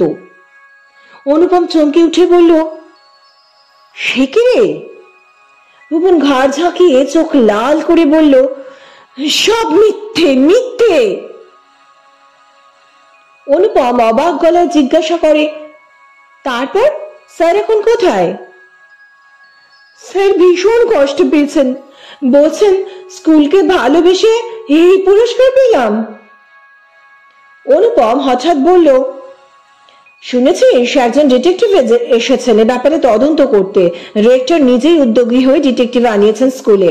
ওই দেখ একজন মহিলা ডিটেকটিভ। ভুবন চোখ মুছে লাফিয়ে ওঠে। কই, কোথায়? ওই তো দেখ, রোম স্যারের সঙ্গে যাচ্ছেন লন পেরিয়ে। ভুবন লাফ দিয়ে উঠে দৌড়লো সেদিকে। চম্পক রায়কর এই অপবাদে এতটাই মুহ্যমান হয়ে পড়লেন যে কিছুক্ষণ পরে তাকে আর টিচার্স রুমেই দেখা গেল না। গার্গী ব্যস্ত হয়ে বলল, দেখো না খোঁজ করে কোথায় গেলেন চম্পক বাবু। রোম বলল, নিশ্চয়ই বাইরে কোথাও গেছেন, যা সেন্টিমেন্টাল লোক। গার্গী অতএব রোমের সঙ্গে বেরোবার উদ্যোগ নেয়, কিন্তু গার্গী বলল, রোম প্রথমে লাউঞ্জটা একবার ঘুরে দেখে নি। কোথায় পদকটা ছিল, পাহারা থাকা সত্ত্বেও কি করে তা চুরি হওয়া সম্ভব, সব খতিয়ে দেখতে হবে আগে। তারপর মেঘনাথ দে রায়ের সঙ্গে কথা বলতে হবে, প্রয়োজনে কয়েকজন শিক্ষক বা শিক্ষিকাদের সঙ্গেও কথা বলবো। রোমকে সঙ্গে নিয়ে গার্গী বেরিয়ে এলো টিচার্স রুমের বাইরে। যথারীতি স্কুল চলছে পিনপতন নিস্তব্ধতার মধ্যে। বিশাল তিনতলা বাড়ির এতগুলো ঘরে ক্লাস চলছে, কিন্তু কোথাও সামান্যতম শব্দ শোনা যাচ্ছে না। এমনই কড়া শৃঙ্খলা বজায় রাখা হয়েছে স্কুলে। সে কথা বলতেই রোম বলল, অবশ্য একথা ঠিক, 3 মাস আগে এরকম চুপচাপ থাকতো না কেউ। মেঘনাথ বাবু প্রায় বাঘের মতো রাজত্ব চালাচ্ছেন। কেন কেন বাঘের মতো শব্দটা ব্যবহার করছো রোম? মানে তার দাপটে কেউ টু শব্দটি উচ্চারণ করতে পারছে না স্কুলে। এখন ক্লাসে শুধু পড়িয়েই রেহাই নেই, প্রতিদিন প্রতিটি ক্লাসে হোমওয়ার্ক দিতে হচ্ছে। সেই গাদা গাদা খাতা বয়ে নিয়ে যেতে হচ্ছে টিচার্স রুমে, হয় সেখানে বসেই খাতা দেখে শেষ করতে হবে। তাতে যদি রাত 8টা বাজে সেও ভি আচ্ছা, না হলে ঘাড়ে করে বাড়ি নিয়ে গিয়ে রাত জেগে খাতা দেখো, যাকে বলে হালুয়া টাইট। কথা বলতে বলতে দুজনে বেরিয়ে এলো স্কুলের বাইরে। রোমের সঙ্গে হাঁটতে হাঁটতে স্কুলের মাঠ পেরিয়ে গার্গী গেটের কাছে 3তলা বিল্ডিং এর 1 তলায় লাউঞ্জের ভিতর দেখছিল লাউঞ্জের উপরের দেওয়ালে অনেকগুলো কাচের শোকেস। সেখানে স্কুলের কৃতিত্বের তালিকার সঙ্গে অনেক পদক ও ফলক রাখা আছে ভারী যত্ন করে। তারই একটি জায়গা আশ্চর্যভাবে ফাঁকা। সেই পদকটা অন্যগুলোর চেয়ে আকারে অনেকটাই বড়, প্রায় একটা দেয়াল ঘড়ির সাইজ বলে অনুমিত হয়। কাচের উপর লেখা রয়েছে ফ্রান্সের একটি প্রতিষ্ঠানের নাম। তারাই সাউথ কর্নার স্কুলের কৃতিত্বের কাহিনী জেনে এই সোনার জলে ডুবোনো সংকর ধাতুর তৈরি পদকটি উপহার হিসেবে দিয়েছিলেন স্কুল কর্তৃপক্ষকে। চারপাশের আরো বহু পদকের মধ্যে এই পদকটি যে মূল্যবান তা বলার অপেক্ষা রাখে না, কিন্তু পাশাপাশি আরো কয়েকটি ফলক দেখে মনে হলো সেগুলো কম মূল্যবান নয়। আর একটি পদকে কিছু সোনাও আছে, তা লেখা আছে কাচের উপর। সেটি একটি স্থানীয় প্রতিষ্ঠানের দেওয়া, সেটি যথাস্থানে আছে। অতএব কোনো চোর এসে ফ্রান্সের পদক নিয়ে গেছে এটা বোধহয় ভাবা যাচ্ছে না। কেউ ইচ্ছে করে পদকটা সরিয়ে দিয়েছে, এটাই স্পষ্ট হচ্ছে দেখে শুনে। লাউঞ্জের পদকের প্যানেলটি দেখা শেষ হলে গার্গী তাকায় রোমের দিকে। লাউঞ্জের এত সব মূল্যবান পদক পাহারা দেওয়ার ডিউটিতে নিশ্চয়ই কেউ থাকে, তাকে কিছু জিজ্ঞাসা আছে। তাছাড়া এই কাচে ঢাকা শোকেসগুলিতে যদি চাবি দেওয়া থাকে, সেই চাবি যার কাছে থাকে তাকেও একবার জিজ্ঞাসা করতে চাই। চাবি বোধহয় দেওয়া থাকে না, রোম ইতস্তত করে বলল।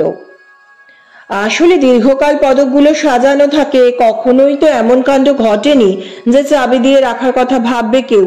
এই স্কুলের সব কর্মী স্কুলকে এত ভালোবাসে যে তাদের কারো চোখ এড়িয়ে পদক চুরি হবে তাও কেউ ভাবেনি বলে রোম একটু দূরে দাঁড়ানো লাচুদা বলে হাঁক দিয়ে যাকে ডাকলো তিনি বছর 50 বয়সের একজন বেয়ারা। মুখে বসন্তের দাগ, রং আধ ময়লা, চোখ দুটো কুতকুতে। তাকে ডেকে রোম বেশ ভারী কি গলায় বলল, লাচুদা, এই ম্যাডাম একজন নামজাদা ডিটেকটিভ, যা যা জিজ্ঞাসা করবেন ঠিক ঠিক জবাব দেবেন, নইলে। নইলে কি হবে তা আর জানার সুযোগ ঘটল না কারো। তার আগেই গার্গী সময় নষ্ট না করে শুরু করে, লাচুদা, কাল বিকেলে আপনিই তো লাউঞ্জে ডিউটিতে ছিলেন, তাই না? লাচুদা নামে লোকটি বেশ মিনমিনে গলায় বলল, শুধু কাল বিকেলে বলছেন কেন ম্যাডাম, আমি এই জায়গায় 25 বছর ডিউটিতে আছি। তাহলে কাল বিকেলে যখন মিটিং চলছিল নিশ্চয়ই আপনি লাউঞ্জে ছিলেন, কিন্তু পদকটা যে নেই তা তো আপনিই প্রথম আবিষ্কার করেছেন শুনলাম। তাহলে ম্যাডাম আপনাকে বলি, এই লাউঞ্জের কোথায় কি আছে তা আমার তন্ন তন্ন জানা, কবে কোন পদক এসেছে তাও মুখস্থ। আমি সারাক্ষণ এখানেই থাকি। কাল কি যে মতি হলো, ওপরে কি মিটিং হচ্ছে দেখে আসতে ইচ্ছে হলো। কতক্ষণ ছিলেন না নিচে লাচুদা? তা আধ ঘন্টা হবে। আসলে আগের রেক্টর বাবু বক্তিমে করছিলেন কিনা তার চোখে জল আসছিল, তাই দেখে আমারও চোখে জল এসে গেল, ব্যাস দেরি হয়ে গেল নিচে আসতে। লাচুদা, আপনি কি কাউকে বলে গিয়েছিলেন পদকগুলো পাহারা দিতে? পদকগুলো তো পাহারা দিতে হয় না, ওগুলো ওখানেই আছে বহু বছর। আমরা লাউঞ্জে থাকি ভিজিটরদের দেখভাল করতে। আমি ওপরে যাওয়ার সময় পচনকে বলে গেলাম, পচন এখানে থাকিস। তা পচনও বলল আমি উপরে যেতে, সেও মিটিং শুনতে উপরে গিয়েছিল। তাহলে আপনি কখন আবিষ্কার করলেন পদকটা নেই? কাল সন্ধে মিটিং শেষ হওয়ার পর যখন সবাই চলে গেল, আমি লাউঞ্জের দরজা বন্ধ করতে গিয়ে দেখি পদকটা সেখানে নেই। তখন রেক্টরকে জানালেন? হ্যাঁ। শুনে উনি কি বললেন?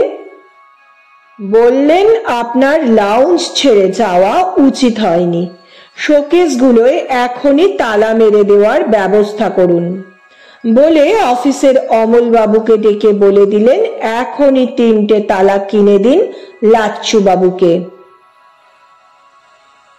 তারপর তালা মেরে দেওয়া হলো, পুলিশে খবর দেওয়া হয়নি।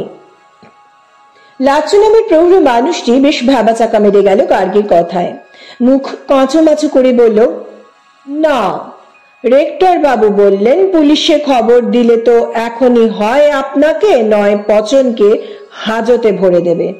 আগে ঠিক হোক কার গাফিলতিতে পদক চুরি গেছে, তারপর জেল হাজতে দেওয়ার কথা ভাবা যাবে। আপনি দীর্ঘদিনের কর্মী, আমি দেখছি পদকটা ফেরত পাওয়ার অন্য কোনো উপায় ভাবা যায় কিনা। ঠিক আছে। গার্গী তাকে বিদায় দিয়ে রোমকে বলল, পুলিশে খবর দিলেন না রেক্টর, এটা কিন্তু অদ্ভুত ঠেকছে আমার কাছে। রোম বলল, আমি বললাম তো সবাই সন্দেহ করছে রেক্টরই তার লোক দিয়ে চুরি করিয়েছেন পদকটা, যাতে বিচিত্র শঙ্কর বাবুর কৃতিত্বের ছাপগুলো মুছে ফেলা যায় স্কুল থেকে। তাহলে পচন সর্দারকে একবার খবর দিতে হবে, তাকে কিছু জিজ্ঞাসাবাদ করতে চাই। রোম এদিকে ওদিকে তাকিয়ে বলল, ওই তো পচন সর্দারও আছে কাছাকাছি, আমি তো সবাইকে বলে রেখেছি কাছে থাকতে, কাকে কখন দরকার হয় ডিটেকটিভের। এই যে পচন সর্দার, এদিকে আসুন। পচন সর্দারের বয়স 35-এর নিচে, ঝাঁকড়া চুল, নাকের নিচে মোটা গোঁফ, চোখ দুটো সারাক্ষণ হাঁ করে থাকে যেন। গার্গীর মোটেই পছন্দ হলো না তার চাউনি, কিন্তু এক্ষেত্রে পছন্দ না করা তার সাজে না। পচন সর্দারকে কিছু জিজ্ঞাসাবাদ করতেই হবে। পচন বাবু, আপনি বলুন তো কাল বিকেলে যখন আপনাদের লাচ্ছুদা আপনাকে বলে গিয়েছিলেন লাউঞ্জ পাহারা দিতে, তখন আপনি কি পুরো সময় পাহারা দিয়েছিলেন? পচন সর্দার মাথা ঝাঁকিয়ে বলল, না। না মানে? আপনাকে একটা দায়িত্ব দেওয়া হলো, খুবই গুরুত্বপূর্ণ দায়িত্ব, আর আপনি পাহারা দেননি বলছেন? পচন সর্দার মাথা ঝাঁকিয়ে বলল, না, আমাকে লাউডা এসে বলল তোমাকে রেক্টর ডাকছেন, তাই আমি উপরে গেলাম। গার্গী অবাক হয়ে বলল, রেক্টর ডাকছেন? হ্যাঁ, কিন্তু আমি ওপরে গিয়ে দেখি মিটিং চলছে। ভাবলাম রেক্টর বাবু আমার চোখে চোখ পড়লে হাত মেরে ডাকবেন, তা কোথায় কি? রেক্টর কতবার আমার দিকে তাকালেন, কই ডাকলেন না। তারপর তারপর নিচে এসে লালদাকে বললাম, কই লালদা, রেক্টর ডাকেননি তো? তো লালদা আমার কথার জবাবে বলল, তোকে কখন বললাম রেক্টর বাবু ডাকছে? যত সব। তখন লালদা কি করছিলেন? যা করেন সারাদিন, নিড়ন দিচ্ছিলেন। গার্গী তৎক্ষণাৎ বলল, কই রোম, ডাকো দেখি তোমার লালকৃষ্ণ বাবুকে। দুপুর তখন ডাডা করছে সাউথ কর্নার হায়ার সেকেন্ডারি স্কুলের বিশাল চত্বরে। চোখ বাঁচাতে একটা রোদ চশমা পরে নিয়েছে গার্গী, তাতে রোম একটু মশকরা করতে ছাড়লো না। বাহ গার্গী, তোমার চেহারাটা এবার বেশ মানিয়েছে গোয়েন্দা হিসেবে। গার্গী তার মশকরায় মাথা না ঘামিয়ে বলল, রোম, সোমনাথ বাবু মানুষটি কেমন? রোম তৎক্ষণাৎ হেসে উত্তর দেয়, প্রথমত ফাঁকিবাজ। মফস্বল থেকে ডেলি প্যাসেঞ্জারি করেন বলে আগের রেক্টরের আমলে সপ্তাহে 4 দিন স্কুল করবেন বলে একটা অর্ডার করিয়ে নিয়েছিলেন। বাকি 2 দিনের একদিন বাড়ি বসে অফিসের কাজ করবেন, অন্যদিন তার অফ ডে। এরকম অর্ডার বোধহয় ভূভারতে 2টি নেই। দ্বিতীয়ত জেলাস, অন্যের সাফল্য দেখতে পারেন না। আর চম্পক বাবু, তিনি একলা মানুষ, একটু পাগলামি আছে স্কুল নিয়ে। মালি আছে, তবু তিনি লনে ঘুরে ঘুরে গাছের পরিচর্যা করেন। বেয়ারা আছে, তবু অফিসের অনেক কাজ নিজে হাতে করতে ভালোবাসেন। আগের রেক্টর কি কারণে যেন তাকে ঠিক পছন্দ করতেন না, কিন্তু এই রেক্টর ওকে খুব ভালোবাসেন। গার্গী এসে বলল, ভালোবাসেন তার মানে এই নয় যে তিনি নতুন রেক্টরের কাছ থেকে কোনো সুবিধে নিয়ে থাকেন। রোম ঘাড় ঝাঁকিয়ে বলল, মোটেই না, সুবিধে তো নেনই না, উল্টে রেক্টর তাঁকে দিয়ে অনেক কাজ করিয়ে নেন, যা চম্পক বাবুর করার কথা নয়। গার্গী যখন লাউঞ্জে ঢুকে ঘুরে ঘুরে দেখছে কোন কোন, সে সময় তার চোখ পড়ল একটি বালক তাকে অনুসরণ করছে নিঃশব্দে। তাকে দেখে রোম স্যার ধমক দিয়ে বললেন, এই ক্লাসের সময় তুই বাইরে ঘুরছিস, রেক্টর তোকে খেয়ে ফেলবেন কিন্তু। বালকটি কিন্তু রোম স্যারের ধমক খেয়েও বিন্দুমাত্র বিচলিত হলো না, বরং বলল, ডিটেকটিভের সঙ্গে আমার কিছু প্রাইভেট কথা আছে। রোম বিস্মিত হয়ে বলল, তোর আবার কি কথা? বালকটি একই রকম গলায় বলল, প্রাইভেট কথা। গার্গীও আশ্চর্য হচ্ছিল বালকটির কণ্ঠে দৃঢ়তা দেখে। বলল, ঠিক আছে রোম, তুমি ওর স্যার বলে তোমার সামনে কিছু বলতে চায় না, আমি ওর সঙ্গে কিছুক্ষণ কথা বলবো। রোমকে একটু দূরে রেখে গার্গী বেরিয়ে আসে লনে, একান্ত হয় বালকটির সঙ্গে। বলে, আগে তোমার নাম বলো। বুবুন তার ভালো নামটি বলে বলল, আমাকে সবাই বুবুন বলে ডাকে। ঠিক আছে বুবুন, বলো তুমি কি প্রাইভেট কথা বলতে চাও আমার সঙ্গে। বুবুন বেশ জোর গলায় বলল, ক্লাসের সবাই বলা বলি করছে চম্পক স্যার নাকি অনেক কিছু জানেন, তার নামে রটেছে তিনি নাকি পদক অপহরণের সঙ্গে যুক্ত, কিন্তু আমরা জানি চম্পক স্যার খুব ভালো। গার্গী এরকম আশ্চর্য কখনো হয়নি। বলল, তোমাকে কে বলেছে কথা? ক্লাসে সবাই বলছে, টিচার্স রুমে নাকি আলোচনা হচ্ছে চম্পক স্যারের নামে। গার্গী বলল, ঠিক আছে, আমি যখন এসেছি তখন যাতে প্রকৃত তথ্য সবাই জানতে পারে তার ব্যবস্থা করব, তুমি নিশ্চিন্তে থাকো। আপনারা কোথায় যাচ্ছেন? লালকৃষ্ণদার কাছে? খুব মজার মানুষ, সব সময় মোবাইলে কথা বলে। বুবুন বলল। গার্গী হেসে বলে, তাই তো দেখছি, মোবাইলটা খারাপ তবু কথা বলে। বুবুন হঠাৎ গার্গীর কাছে এগিয়ে গেল, বলল, একটা মজার কথা বলবো। গার্গী আশ্চর্য হয়ে বলল, কি মজার কথা? বুবুন গার্গীর প্রায় কানের কাছে মুখ নিয়ে গিয়ে ফিস ফিস করে বলল কিছু। গার্গীর বিস্ময় তখন চরমে। তুমি কি করে জানলে? বুবুন বলল, সে আমি পরে বলবো, আমি এখন যাই। ঠিক আছে, আমি তোমাদের চম্পক স্যারের সঙ্গে কথা বলবো পরে, ঠিক আছে? হ্যাঁ, আমি স্যারকে বলবো আপনার সঙ্গে কথা বলতে। বলবো? গার্গী লক্ষ্য করছিল বুবুন তাদের চম্পক স্যারকে কতটা ভালোবাসে। বলল, ঠিক আছে, তুমি বলো ওকে। বুবুন এক লাফে লন পেরিয়ে ছুটল টিচার্স রুমের দিকে। তার চলে যাওয়ার পথের দিকে অবাক হয়ে তাকিয়ে রইল গার্গী। রোম ততক্ষণে এগিয়ে এসেছে ওর কাছে। কি বললো গার্গী? গার্গী হেসে বলল, সে আমি পরে বলবো, কিন্তু the boy is very loving, তাই না? হ্যাঁ, চম্পক বাবু ওকে নাকি খুব স্নেহ করেন। ততক্ষণে ওরা দুজনে এসে পড়েছে লালকৃষ্ণ নামের লোকটির কাছে। লালকৃষ্ণ সামনের লনে তখন নিড়িয়ে যাচ্ছে এক মনে, বাঁ হাতে মোবাইল ধরা। গার্গীর কাছে যখন ডেকে আনা হলো তখনও মোবাইলে কি সব বিড় করে বকছে। গার্গী হাসি চেপে বলল, কই লাল বাবু, কাল বিকেলে যখন উপরে মিটিং হচ্ছিল আপনি কি লাউঞ্জ থেকে পচন সর্দারকে ডেকে নিয়ে গিয়েছিলেন উপরে? লালকৃষ্ণ কিছুক্ষণ ফাল করে গার্গীকে পর্যবেক্ষণ করে হঠাৎ বলল, মাথা খারাপ? গার্গীর সঙ্গে রোমও ভেবাচাকা খেয়ে যায় লালকৃষ্ণর কথার ধরন শুনে। বলল, মাথা খারাপ কাকে বলছেন? বলছি নিজেকে। আমার কি মাথা খারাপ যে পচনকে ওপরে যেতে বলবো? তাহলে পচন সর্দার মিথ্যে বলছেন? লালকৃষ্ণ চোখ কটমট করে বলল, তা কি করে বলবো মিথ্যে বলছে কিনা? বলে লন ছেড়ে যাওয়ার উদ্যোগ করতেই গার্গী বলল, আপনি এখনই যাবেন না লালকৃষ্ণ বাবু, আরো কথা আছে। আপনার মোবাইলটা একবার দেখাবেন? কেন কেন আপনাকে দেখাতে যাব? বলে মোবাইলটা তো পরনের খাকি জামার পকেটে রাখতে যাচ্ছিল, কিন্তু গার্গী পলকে তার হাত থেকে মোবাইলটা নিয়ে কয়েক সেকেন্ডের মধ্যে বোতাম টিপে কি যেন পরীক্ষা করলো। তারপর নিজের মনে হেসে ফেরত দিল লালকৃষ্ণর হাতে। লালকৃষ্ণ চোখ লাল করে বলল, ব্যাপারটা ভালো করলেন না দিদিমণি। সরি লালবাবু, আপনার মোবাইলটা দেখতে ইচ্ছে হচ্ছিল আমার। সবাই বলছে আপনার মোবাইলটা খুব অদ্ভুত, তাই।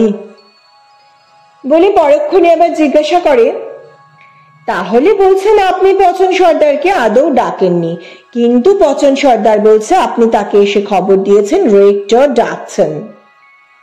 লালকৃষ্ণ চোখ দুটো লাল হয়ে ওঠে, বলেন, বেটা পচন যত নষ্টের গোড়া, এখন বিপদে পড়ে অন্যের ঘাড়ে দোষ চাপাতে চাইছে। আমি যদি তাকে বিষ খেতে বলি তো সে খাবে? কই ডাকেন তো পচনকে। আমি যদি তারে বলি হাওড়া ব্রিজের চূড়া থেকে লাফ দিতে, সে লাফ দেবে? চলেন তো কেমন লাফায় দেখি। বেটা মহা বদমাস, হাড় বদমাস। আপনি ওকে চেনেন না? ঠিক আছে, আরো দু একটা প্রশ্ন করি আপনাকে। গার্গী তার চোখের দৃষ্টি স্থির করে। মোটেই না, বেশি কথা বলবার আমার সময় নেই, ওদিকে গোলাপ চারা শুকিয়ে যাবে যে। বলে হনহন করে লাউঞ্জ ছেড়ে লালকৃষ্ণ উধাও লনের দিকে। কি আশ্চর্য! গার্গীর মুখ গম্ভীর। রোম তৎক্ষণাৎ বলল, বললাম না লোকটার মাথায় ছিট আছে। গার্গীর ভুরুতে কোঁচ বাড়ে, একটু ভেবে বলল, এখন প্রশ্ন হচ্ছে কে মিথ্যে বলছে, পচন সর্দার না লালকৃষ্ণ? রোম হাতের ঘড়ি দেখছিল ঘন ঘন। বলল, গার্গী, আমার যে পরের ক্লাসে যাওয়ার সময় হয়ে গেল, তুমি রেক্টরের সঙ্গে দেখা করলে না? গার্গী হেসে ফেলে বলল, বেশ বলেছে রোম, তোমার ডাকে আমি অফিসের কাজ ফেলে তদন্ত করতে এসেছি, আর তোমরা সবাই ব্যস্ত ক্লাস নিতে। আগে আমার প্রশ্নের জবাব দাও।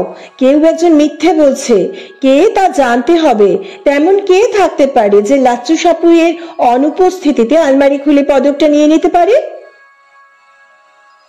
অনেকেই আছে, নতুন রেক্টর যোগ দেওয়ার পরে যারা এতদিন আড়ালে থাকতো, বিচিত্র শঙ্কর বাবুর কাছে ঘেঁষতে পারতো না, তারা এখন রেক্টরের চোখে পড়তে চাইছে, তার বিশ্বাসভাজন হতে চাইছে। ঠিক আছে রোম, আমি রেক্টরের সঙ্গে ততক্ষণ কথা বলি, তুমি ক্লাস নিয়ে এসো। তুমি আসা পর্যন্ত আমি অপেক্ষা করব শিক্ষকদের ঘরে। ঠিক আছে। রোম ক্লাসরুমের দিকে রওনা দিল হনহন করে। গার্গী একটু জোর পায়ে হেঁটে যাচ্ছিল রেক্টরের চেম্বারের দিকে। তার আগেই তাকে কে যেন পেছন থেকে ডাকলো, ম্যাডাম শুনুন। গার্গী পেছন ফিরতে যে দৃশ্য দেখলো তা অবাক করার মতো নয়। তবু লাইফ সায়েন্সের শিক্ষক চম্পক রায়করকে দেখে প্রবল বিস্মিত হয়। চম্পক বাবুর অভিব্যক্তি দেখে অনুমান করলো কি প্রচন্ড ঝড় বয়ে গেছে এই অল্পক্ষণের মধ্যে। তিনি গার্গীর সঙ্গে কথা বলতে আসছেন প্রায় ছুটতে ছুটতে। কাছে এসে তেমনি ধরা গলায় বললেন, ম্যাডাম, আপনি তো এসেছেন তদন্ত করতে, কিন্তু আপনাকে বোধহয় কেউ কেউ ভুল পথে চালনা করার চেষ্টা করছেন। গার্গী এরকম একটি মন্তব্যের জন্য প্রস্তুত ছিল। কৌতূহলী হয়ে খুঁটিয়ে দেখে চম্পক রায়করকে বলল, তাই তো নিয়ম, আমারও তাই মনে হচ্ছিল, কিন্তু আপনি নিশ্চয়ই প্রকৃত তথ্য জানেন। অবশ্যই জানি।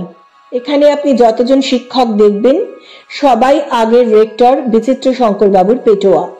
বিচিত্র শঙ্কর বাবু এই স্কুলটিকে নিজের ব্যক্তিগত সম্পত্তি ভাবতেন। 31 বছর চাকরি করার পর তিনি ও তাঁর দল মৌরসী পাট্টা করে ফেলেছিলেন এখানে। 60 বছর হওয়ার পরও তিনি অবসর নিতে চাননি। কি করতে চেষ্টা করেছিলেন জানেন? গার্গী অন্য গন্ধ শুঁকতে পারছে চম্পক বাবুর কথায়। বলল, কি? সার্ভিস বুকে বয়সের ঘরে কালের দোয়াত উল্টে প্রমাণ করার চেষ্টা করেছিলেন তার বয়স তখনও 52, কিন্তু ডিস্ট্রিক্ট ইন্সপেক্টর অফ স্কুলস এর অফিস থেকে তদন্ত করতে এসে কারচুপি ধরে ফেলে। বিচিত্র শঙ্কর বাবুর সম্মানের দিকে তাকিয়ে তারা খুব বেশি চেঁচামেচি করেনি, কিন্তু বলেছিল, বিচিত্র শঙ্কর বাবু 31 বছর হেডমাস্টারি করার আগে আপনি আরো 5 বছর শিক্ষকতা করেছেন, তার মানে আপনি চাকরিতে ঢুকেছিলেন 24 বছর বয়সে। এখন যদি বলেন আপনার বয়স 52, তাহলে আপনি MA পাশ করেছিলেন কত বছর বয়সে? সত্যি অসম্ভব কাণ্ড, গার্গী বলল। চম্পক স্যার বললেন, তারপর তিনি চেয়েছিলেন ম্যানেজিং কমিটিতে থাকতে, কিন্তু নতুন রেক্টর ওকে ঠিকই চিনেছেন। বললেন, সরি বিচিত্র শঙ্কর বাবু, আপনি এখন পরিপূর্ণ বিশ্রাম নিন। কেন স্কুলের উপর মায়া জড়াচ্ছেন? তাতে বিচিত্র শঙ্কর বাবু বলেছিলেন, মেঘনাথ বাবু, নিজের হাতে এই স্কুল গড়েছি, মায়া তো পড়বেই। এর প্রত্যেকটি ইঁটে আমার পাঞ্জার ছাপ আছে। আমি আজীবন এই স্কুল নিয়ে মেতে থাকতে চাই। কিন্তু রেক্টর রাজি হননি। আসলে রেক্টর নাকি বিচিত্র শঙ্কর বাবুর সময়ের বেশ কিছু আর্থিক অনিয়ম ধরে ফেলেছেন। তাই নাকি? গার্গী চমকে উঠে বলল, সে তো তাহলে সাংঘাতিক কাণ্ড। সেই কারণে উনি চাইছেন নতুন রেক্টরকে অপদস্থ করতে, চম্পক স্যার বলেন। কিভাবে? গার্গী আকাশ পাতাল ঢুঁড়তে থাকে। পদক চুরি করিয়ে দিয়ে। সে কি? গার্গীর চমকানোর পালা। অবশ্যই তাই। ওই যে লাচ্চুকে দেখলেন, সাংঘাতিক শয়তান একটা। সবাই বিচিত্র শঙ্কর বাবুর চর। কি করে পদকটা চুরি গেল তা জিজ্ঞাসা করতে নাকি বলেছে, ও মিটিং শুনতে ওপরে গিয়েছিল। হ্যাঁ, তাই তো বলল, গার্গী বলল। এখনই ওকে আটক করতে হবে, নইলে ভবিষ্যতে আরো বড় দুর্ঘটনা ঘটবে, তা আমি হলফ করে বলতে পারি। কিরকম? বিচিত্র শঙ্কর বাবু চাইছেন যেন তেন প্রকারেণ নতুন রেক্টরের কাজে বাধা দিতে, তার নামে কলঙ্ক লেপন করতে। নতুন রেক্টর যে 3 মাস হইচই ফেলে দিয়েছেন, তার নানাবিধ কাজে এই তথ্য চলে যাচ্ছে বিচিত্র শঙ্কর বাবুর কাছে। তাতে বিচিত্র শঙ্কর বাবুর গায়ে জ্বালা ধরছে। তিনি চাইছেন মেঘনাথ বাবু যাতে স্কুল ছেড়ে চলে যান। কিন্তু তাতে ওর কি লাভ? গার্গী জানতে চাইল। কি জানি, উনি হয়তো ভাবছেন মেঘনাথ বাবু অপদস্থ হয়ে চলে যেতে চাইবেন বরাবরের মতো, তখন আবার তাকে ডেকে আনা হবে স্কুল সামলাতে। অসম্ভব! গার্গী চেঁচিয়ে উঠতে চাইল, স্থানকাল পাত্র বুঝে চেপে গেলে তক্ষুনি। বলল, তা তো আর হয় না। আসলে ক্ষমতা হাত থেকে চলে যেতে বিচিত্র শঙ্কর বাবু খুবই মর্মাহত, কিছু কিছু মানুষ আছেন যারা ক্ষমতা হারাতে চান না। অনেকে অফিসের চাকরির মেয়াদ শেষ হলে অবসর নিতে ভয় পান। অনেক নেতা বৃদ্ধ হলেও রাজনীতি আঁকড়ে ধরে বাঁচতে চান। তাকে কেউ না মানলে উন্মত্তের মতো আচরণ শুরু করেন। বিচিত্র শঙ্কর বাবু ঠিক তেমনই একজন মানুষ। আপনি বলছেন বিচিত্র শঙ্কর বাবু এই কাজটা করিয়েছেন? আমার নিশ্চিত ধারণা তাই। আপনি বরং লাচ্চু সাপুইকে ডেকে ভালো করে জিজ্ঞাসা করুন। গার্গী খুব ভাবনায় পড়ল। একটু আগে রোম লাহিড়ী বা অন্যেরা তাকে ঠিক উল্টো কথা বলেছিল মেঘনাদ বাবুর উপর দোষারোপ করে। তবে এটা পরিষ্কার এখানে লড়াই হচ্ছে ইগোর। বড়রা প্রায় ইগোর লড়াইতে নেমে শুধু শিক্ষা প্রতিষ্ঠান নয়, অন্যান্য অনেক প্রতিষ্ঠানই লাটে তুলে দেয়। ঠিক আছে, তার আগে রেক্টর মেঘনাদ বাবুর সঙ্গে কিছু কথা বলে নেওয়া যাক।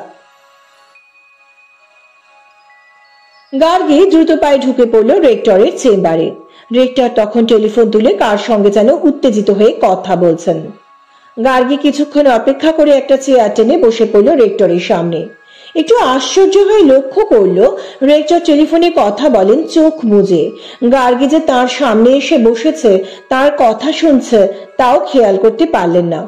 রেক্টর তখন বলছেন, কে বলেছে বিচিত্র শঙ্কর বাবুকে স্কুলে আসতে? ইম্পসিবল। না না, তাকে স্কুলে ঢুকতে দেওয়া যাবে না।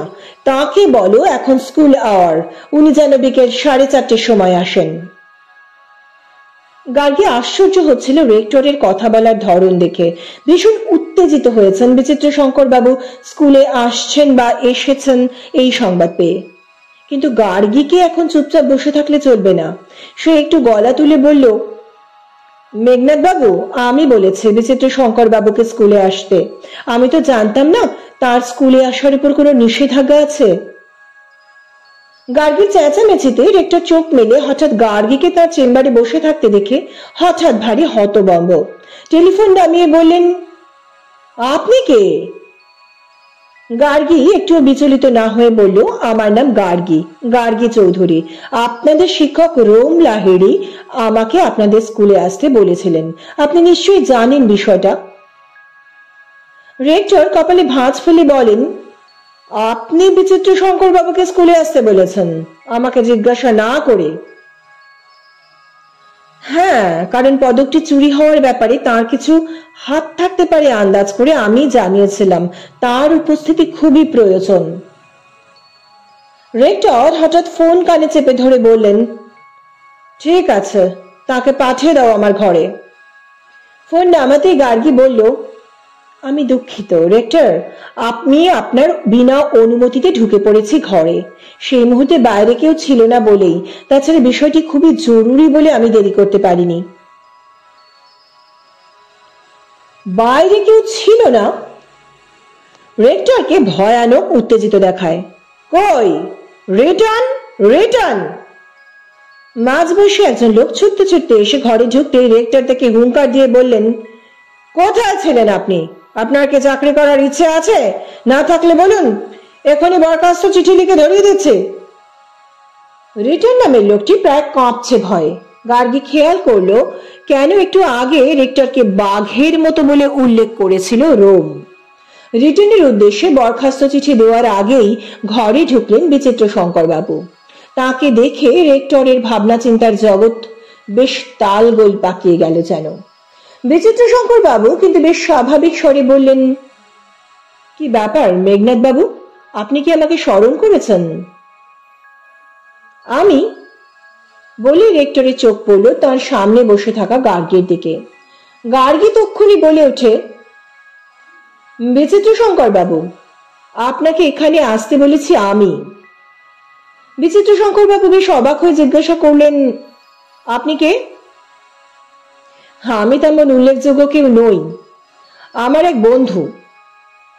বলে রোম লাহিড়ীর সঙ্গে তার কথাবার্তার প্রসঙ্গ উল্লেখ করে গার্গী বলল, বিচিত্র শঙ্কর বাবু, আমি কিছুক্ষণ আগে এই স্কুলে এসেছি আমার বন্ধুর অনুরোধে। আপনি নিশ্চয়ই অবগত হয়েছেন এই স্কুলের গৌরব হিসেবে শোকেশে রাখা ফ্রান্সের পদকটি চুরি হয়ে গেছে কাল রাতে। এখন আমি এসেছি পদকটি খুঁজে বার করার কাজে কিছু সাহায্য করতে। বিচিত্র শঙ্করবাবু মোটেই সন্তুষ্ট হলেন না গার্গীর কথায়। বললেন, এটা তো পুলিশের কাজ, আপনি কি করে খুঁজে বার করবেন? রেক্টর হঠাৎ বললেন, উনি একজন ডিটেকটিভ, ওকে আমরা তদন্ত করতে নিয়োগ করেছি। রেক্টরের কথায় গার্গী বেশ বিস্মিত। একটু আগেই তার ঘরে ঢোকা নিয়ে রেক্টর অগ্নুৎপাত করছিলেন। তার সঙ্গে রেক্টরের এখনো ভালো করে পরিচয় হয়নি, অথচ বিচিত্র শঙ্করবাবুর সামনে কি সাবলীল ভাবে তাকে ডিটেকটিভ বলে পরিচয় করিয়ে দিলেন। বিচিত্র শঙ্করবাবু বিস্মিত হয়ে কিছু বলার আগেই গার্গী বলল, দেখুন রেক্টর, খুব অল্প সময়ের মধ্যে আমি এমন কিছু তথ্য জেনেছি যা আমাকে খুবই অবাক করেছে। আমি বুঝে উঠতে পারছি না ফ্রান্স থেকে পাওয়া একটি পদক হঠাৎ উধাও করে ফেলতে হলে সবার চোখের সামনে থেকে। বাইরে তখন স্কুলের অনেকে এসে উঁকিঝুঁকি মারতে শুরু করেছে। তাদের মধ্যে কয়েকজন শিক্ষকও হাজির হয়েছেন দেখে গার্গী তাদের উদ্দেশ্যে বলল, যদি আপনাদের ক্লাস না থাকে তাহলে দয়া করে ভিতরে আসুন। বেশ কয়েকজন শিক্ষক রেক্টরের অনুমতি নিয়ে ভিতরে ঢুকতেই গার্গী বলল, মাননীয় রেক্টর, আমি আপনাকে নিবেদন করতে চাই, ফ্রান্স থেকে পাওয়া পদক চুরির বিষয়ে আমি কিছুটা হলেও আলোকপাত করতে পারবো আপনাদের সামনে। পারবে আলোকপাত করতে এত তাড়াতাড়ি? গলাটা রোম লাহিড়ির। তার গলায় উল্লাস না বিস্ময় বোঝা গেল না। গার্গী সেদিকে একবার নজর দিয়ে বলল, আসলে এত সহজে বিষয়টা সমাধান করতে পারবো তা সত্যি ভাবতে পারিনি, তবে এই বিষয়ে আমাকে সাহায্য করেছে সামান্য একটি মোবাইল। মোবাইল? অনেকেরই কণ্ঠস্বরী একযোগে বিস্ময়। হ্যাঁ, এমন একটি মোবাইল যেটি সম্পর্কে এই স্কুলের অনেকেরই মনে জমা আছে অদ্ভুত বিস্ময়। সবাই জানে মোবাইলটি খারাপ, মানে তাতে সংযোগ নেই। সেটি এই স্কুলের মালি লালকৃষ্ণ সারাক্ষণ ব্যবহার করেন। তিনি কার সঙ্গে যেন বিড়বিড় করে কথা বলেন সারাক্ষণ। সবাই তার এই কাণ্ড দেখে হাসে, বিদ্রুপ করে কেউ কেউ, কিন্তু তাতে ভ্রুক্ষেপ করেন না লালকৃষ্ণ বাবু। আর রহস্যটা লুকিয়ে আছে এইখানেই। সে কি? চারদিকে বিস্মিত কণ্ঠস্বর, চোখ বড় বড় করে শুনছেন রেক্টরও। মোবাইলটি সম্পর্কে সবাই যা ভাবেন আসলে তা নয়। মোবাইলটি দেখতে পুরনো, ময়লাটে হলেও এটি কিন্তু দিব্যি চালু, দিব্যি কথা বলা যায় অন্যের সঙ্গে।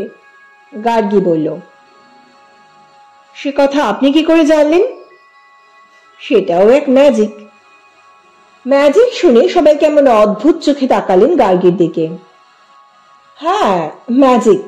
এই স্কুলেরই একটি ছোট্ট বন্ধু আমার কানে কানে বিষয়টি জানিয়ে গেল একটু আগে, আর তার ফলেই অনেক কিছু জানা হয়ে গেল এই স্কুল সম্পর্কে। কি জানলেন? কে বা জানালো খবরটা? কে জানালো সেটা না হয় আপাতত উজ্জ্ব থাকুক। আমি একটু আগেই প্রায় জোর করে লালকৃষ্ণের কাছ থেকে মোবাইলটি নিয়ে দেখলাম তিনি মোটেই ভুল বকছেন না, কথা বলছেন কারোর সঙ্গে। কার সঙ্গে তা তখন বুঝতে পারিনি, বুঝতে পারলাম রেক্টরের ঘরে এসে। রেক্টর কুপিত হয়ে বললেন, কি বুঝলেন? বুঝলাম লালকৃষ্ণ সারাক্ষণ কথা বলে আপনার সঙ্গে। রেক্টরের মুখে রক্তের সঞ্চার, কিন্তু সেই মুহূর্তে কিছু বলতে গিয়েও বললেন না, নজর তীক্ষ্ণ করে তাকালেন গার্গীর দিকে। রোম হঠাৎ মুখ খুলে জিজ্ঞাসা করে, কি করে বুঝলে?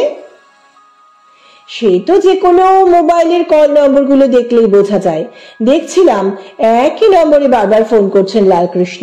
সেই নম্বরটি মিলিয়ে নিলাম রেক্টরের ঘরের টেলিফোনের উপর নম্বরটি লেখা দেখে। কেন ফোন করতেন তা বুঝতে পারছো? গার্গী হেসে বলল, সম্ভবত কে স্কুল কম্পাউন্ডে ঢুকছে তা লালকৃষ্ণ নজরদারি করতেন রেক্টরের হয়ে। যেমন আমাকে আটকানো হয়েছিল গেটে, যেমন বিচিত্র শঙ্কর বাবুকে আটকানো হয়েছিল গেটে, সবই লালকৃষ্ণ দেখে জানাতেন রেক্টরকে। তারপর মোবাইলে রেক্টরের সঙ্গে কথা বলে হুকুম তামিল করেন, গেটম্যানকে পৌঁছে দেন রেক্টরের হুকুম।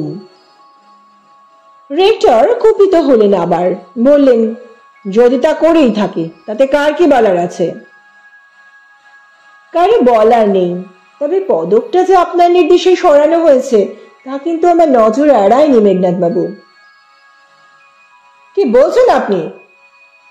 রেক্টর বেশ ভয়ঙ্কর শব্দ করে বলে উঠলেন গার্গীকে উদ্দেশ্য করে। ঘরের বাকি সবাই চোখ বিস্ফারিত করে তাকিয়ে আছে গার্গীর দিকে। গার্গী অবশ্য জানতো কথাগুলো কি অস্বাভাবিক অবস্থা সৃষ্টি করবে স্কুলে, কিন্তু এখন তাকে সামলাতে হবে বাকি প্রতিক্রিয়া। বাকি শিক্ষকরা প্রায় বাকরুদ্ধ। রোম কণ্ঠে গাম্ভীর্য ফুটিয়ে বলে উঠল, কিন্তু গার্গী, তোকে প্রমাণ করতে হবে কিভাবে উপনীত হয়েছ তোমার সিদ্ধান্তে। রেক্টরের মতো মানি ব্যক্তিকে এভাবে অপমান করা তোমার সাজে না। সোমনাথ ভদ্র লাফিয়ে উঠে বললেন, আপনাকে প্রমাণ করতেই হবে কথাটা।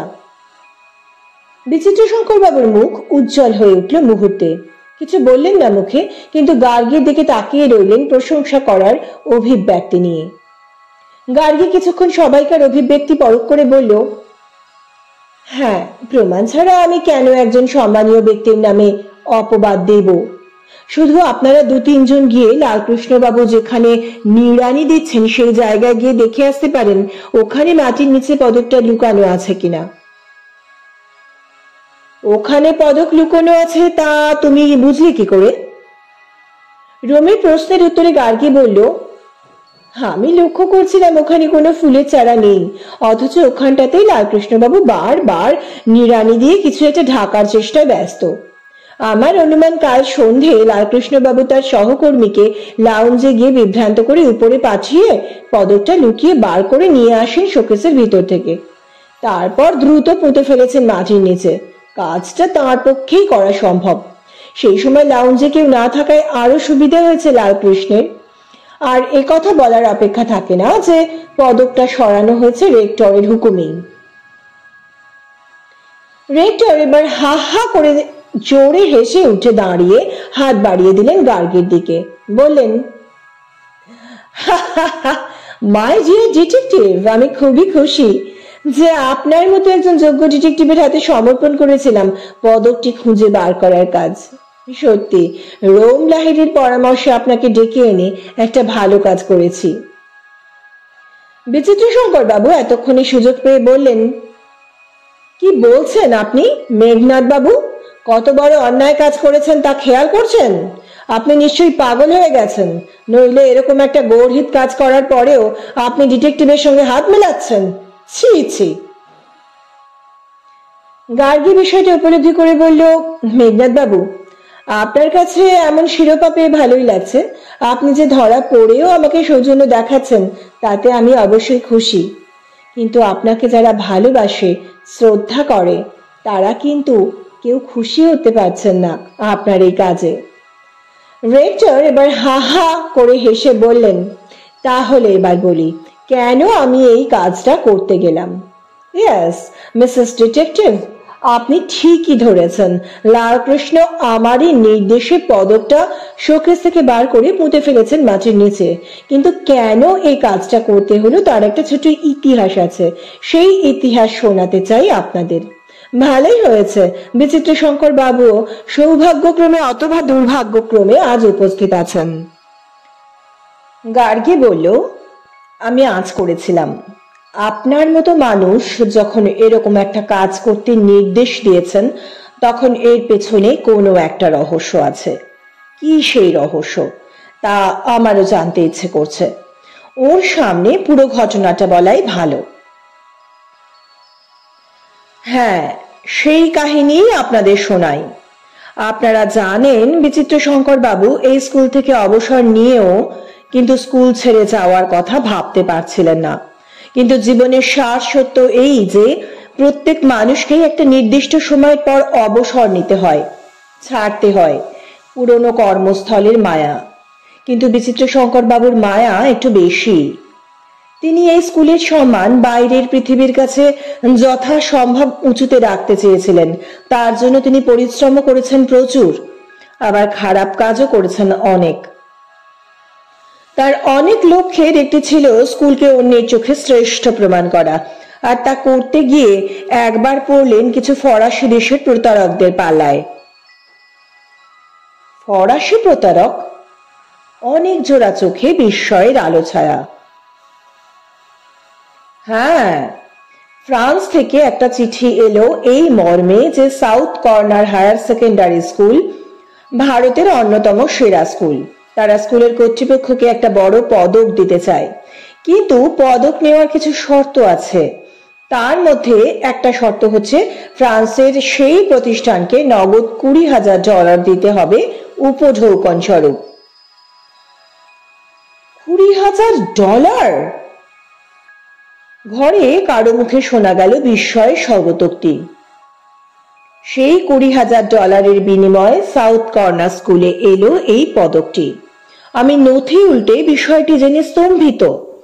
তৎক্ষণাৎ আমি সিদ্ধান্ত নিয়েছিলাম কিছু প্রতারকের কাছ থেকে কেনা এই পদক কখনো লাউঞ্জে রাখা চলবে না। কিন্তু কিভাবেই বা পদকটি সরানো যায় ওখান থেকে, তাই ঠিক করেছিলাম কোনোভাবে ওটাকে সরিয়ে দেব লোকচক্ষুর সামনে থেকে। আমি চাইনি অসৎ উপায়ে পাওয়া কোনো পদক থাকুক স্কুলের শোভা হয়ে। আমি আসার পর এরকম বেশ কিছু কঠিন সিদ্ধান্ত নিয়েছি, এটাও আমার সেই সিদ্ধান্তের অন্যতম। তাই আমি পুলিশে খবর না দিয়ে চেয়েছিলাম এরকমই কোনো গোয়েন্দা দিয়ে তদন্ত করাতে। আমি অবশ্য ভাবতে পারিনি গোয়েন্দা প্রবর এত দ্রুত সমাধান করবেন পদক খুঁজে বার করে। আমি তাকে স্কুলের হয়ে অসংখ্য ধন্যবাদ জানাচ্ছি। শুধু একটাই কথা, আমি চাইনি বিচিত্র শঙ্কর বাবুর এই কুকীর্তি জানাজানি হোক সবাইয়ের কাছে। কিন্তু তার জন্য দায়ী মিসেস গার্গী চৌধুরী। উনি পদকটি খুঁজে না বার করলে পদক পাওয়ার ইতিহাস লুকোনোই থাকতো, কাউকে বলতাম না। গার্গী হেসে বলল, কিন্তু আমার একটি খারাপ অভ্যাস হলো কোনো রহস্যের আঁচ আমার কানে গেলে তার সমাধান না করা পর্যন্ত আমি পিছিয়ে আসি না। মাননীয় রেক্টর, বিচিত্র শঙ্কর বাবুকে দুঃখ দিয়ে থাকলে আমি দুঃখিত। পুরস্কার অপহরণের রহস্য উন্মোচনের পর ভুবন একা একা কাঁদছিল, আনন্দের কান্নাই। ভাবছিল পুরস্কার অপহরণের দায় থেকে চম্পক স্যারকে রক্ষা করায় তাহলে তারও একটা ছোট ভূমিকা আছে। কিন্তু ডিটেকটিভ যেমন কাউকে বললেন না, সেও চায় কেউ যেন না জানে কথাটা। কিন্তু ঠিক তার কয়েকদিন পরেই তার কাছে এমন একটা খবর এলো যা শুনে মাথাটা ঘুরে গেল তার। সংবাদটা শুনে সে অপেক্ষা করছিল কখন চম্পক স্যারের সঙ্গে দেখা হবে। পরদিন স্কুলে গিয়ে দেখলো চম্পক স্যার যথারীতি কোনো একটা কাজ নিয়ে ব্যস্ত। তাকে দেখে এসে বললেন, কি রে, তোর মুখ এত শুকনো লাগছে কেন? ভুবন কথাই বলতে পারে না, তার ঠোঁট থর থর করে কাঁপতে থাকে, গলা শুকিয়ে আসে ভীষণ। চম্পক স্যার অবাক হয়ে বলেন, কি হয়েছে রে তোর, অসুখ করেছে নাকি? ভুবন ঘাড় নাড়ে, না। তাহলে? ভুবন এতক্ষণে জিজ্ঞাসা করার মতো শক্তি পায়, বলে, আপনি নাকি বিদেশে চলে যাচ্ছেন আমাদের ছেড়ে। যেন কিছুই হয়নি এমন ভাবে চম্পক স্যার বললেন, তুই কি করে জানলি? ভুবনের মুখে কথা জোগায় না, তার মানে কথাটা সত্যি। চম্পক স্যার বুঝলেন ভুবন কি বলতে চায়, একটু সময় নিয়ে বললেন, আসলে কি জানিস, এখানে অনেকে আমার উপর খুবই ঈর্ষান্বিত, তাই আমার উপর কোনোভাবে দোষারোপ করতে পারলে তারা খুব মজা পাবে। অথচ আমার তো বিন্দুমাত্র দোষ নেই। তাই যখন সত্য উদ্ঘাটিত হলো আমি সিদ্ধান্ত নিলাম এই স্কুলে আর একদিনের জন্য পা দেওয়া নেই। জানিস, গত কয়েকদিন আমার চোখে ঘুম নেই। ভাবছিলাম যারা আমার সহকর্মী তারাই কিনা আমার নামে এমন কলঙ্ক ছড়াতে চেয়েছে। কিন্তু স্যার, আপনি যাচ্ছেন কোথায়? হ্যাঁ, আমার ছেলে বিদেশে গিয়ে একটা চাকরি জোগাড় করেছে। তাতে দিনে পড়াশোনা করবে, সন্ধ্যের পর চাকরি করবে, ভালোই মাইনে। চিঠি লিখেছে, বাবা তোমার বিমানের টিকিট পাঠিয়ে দিচ্ছি, তুমি এখনই চলে এসো। যা মাইনে পাবো আমাদের কোনো অসুবিধেই হবে না। তোমাকে ছেড়ে আমি আর থাকতে পারছি না। এখানকার পড়া শেষ হলে এই কোম্পানিতেই ওকে বেশি মাইনের চাকরি দেবে বলেছে। ভুবনের নিঃশ্বাস বন্ধ হয়ে আসে, বুকের মধ্যে কেমন একটা চাপ, তার চোখ ফেটে জল আসতে চায়। হঠাৎই পালিয়ে আসতে গেল চম্পক স্যারের চোখের সামনে থেকে। কিন্তু চম্পক স্যার তার অভিব্যক্তি দেখলেই বুঝে যান তার মনের কথা। সে চলে যাওয়ার উদ্যোগ করতেই তাকে ধরে ফেললেন চট করে। বললেন, তুই একটা পাগল, এর জন্য কি এত মন খারাপ করতে আছে? আমি না গেলে তুইও হয়তো এই স্কুল ছেড়ে নতুন স্কুলে চলে যাবি। তোর বাবার তো বদলির চাকরি বলছিলি। বলতে বলতে তাকে টেনে নিলেন বুকের কাছে, বললেন, দেখ, একটা মানুষের জীবন কত বড়, তাকে সারা জীবনে কত জায়গায় যেতে হয়, কত মানুষের সঙ্গে মিশতে হয়। এখনকার ছেলেমেয়েরাও তো বাবা মায়ের কাছ থেকে কত দূরে দূরে গিয়ে পড়াশুনো করছে, তারপর কোথায় না কোথায় চাকরি করছে, মেয়েরাও কত দূরে গিয়ে চাকরি করছে। এটাই তো পৃথিবীর নিয়ম। বুবুন তখন হু হু করে কাঁদছে, দু হাতে মুখ ঢেকে। কান্নার দমকে ফুলে ফুলে উঠছে তার শরীর। চম্পক স্যার তাকে কাছে টেনে নিয়ে তার মুখটা চেপে ধরলেন তার কাঁধে, বললেন, সব মানুষ কি সবার সঙ্গে চিরদিন থাকে? জীবনে কত মানুষ আসে আবার চলে যায়, শুধু রেখে যায় তার স্মৃতি। এভাবে অজস্র স্মৃতি নিয়ে গড়ে ওঠে এক একটা মানুষের জীবন। তাছাড়া, বলে বুবুনের মাথায় হাত বোলাতে থাকেন, তাছাড়া তুই ভাবছিস বা কেন আমার সঙ্গে তোর আর দেখা হবে না? যেখানে যাচ্ছি সেখানকার ঠিকানা দিয়ে যাচ্ছি। তুই সপ্তাহে একটা করে চিঠি দিবি, আমিও নিয়ম করে তোর চিঠির উত্তর দেব। দেখবি কি জমবে আমাদের দুজনের বন্ধুত্ব। বুবুন এতক্ষণে ধাতস্থ হয়, কান্না জড়ানো গলায় বলে, সত্যি উত্তর দেবেন আমার চিঠির? নিশ্চয়ই দেব, 100 বার দেব। তোকে ছেড়ে যেতে আমারও কি কম কষ্ট হচ্ছে? বলতে বলতে গলাটা ধরে আসে চম্পক স্যারেরও। বুবুন অবাক হয়ে দেখে চম্পক স্যারের চোখেও জল। চম্পক স্যার হাতের উল্টো পিঠ দিয়ে চোখ মুছে বলেন, তাছাড়া কয়েক বছর পর ছেলের বিয়ে দিতে পারলে আমি আবার এদেশে ফিরে আসব। তুই তখন আরো বড় হবি, কোথায় থাকবি কে জানে, চিঠিতে তো যোগাযোগ থাকবেই, তখন আমাদের আবার দেখা হবে। মাঝে মাঝে আসবি আমার কাছে, এমন কিছু বেশি দূরত্ব তো নয়। আর আমি এদেশে ফিরলে তোর খোঁজ খবর নেব, ঠিক আছে?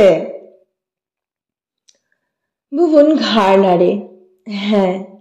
চম্পক স্যার আবার বলেন, কিন্তু দেখবি তোর রেজাল্ট যেন আরো ভালো হয়, তাহলেই আমি বেশি খুশি হব, বুঝলি? জীবনে ভালোবাসা যেমন দরকার, তেমনই দরকার বড় হওয়া।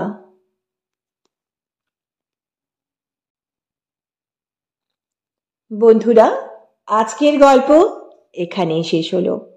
গল্পটি ভালো লাগলে লাইক করবেন, অনেক শেয়ার করবেন এবং আপনাদের মতামত জানাবেন। যারা চ্যানেলটি এখনো সাবস্ক্রাইব করেননি তাদের কাছে অনুরোধ রইল চ্যানেলটি সাবস্ক্রাইব করার।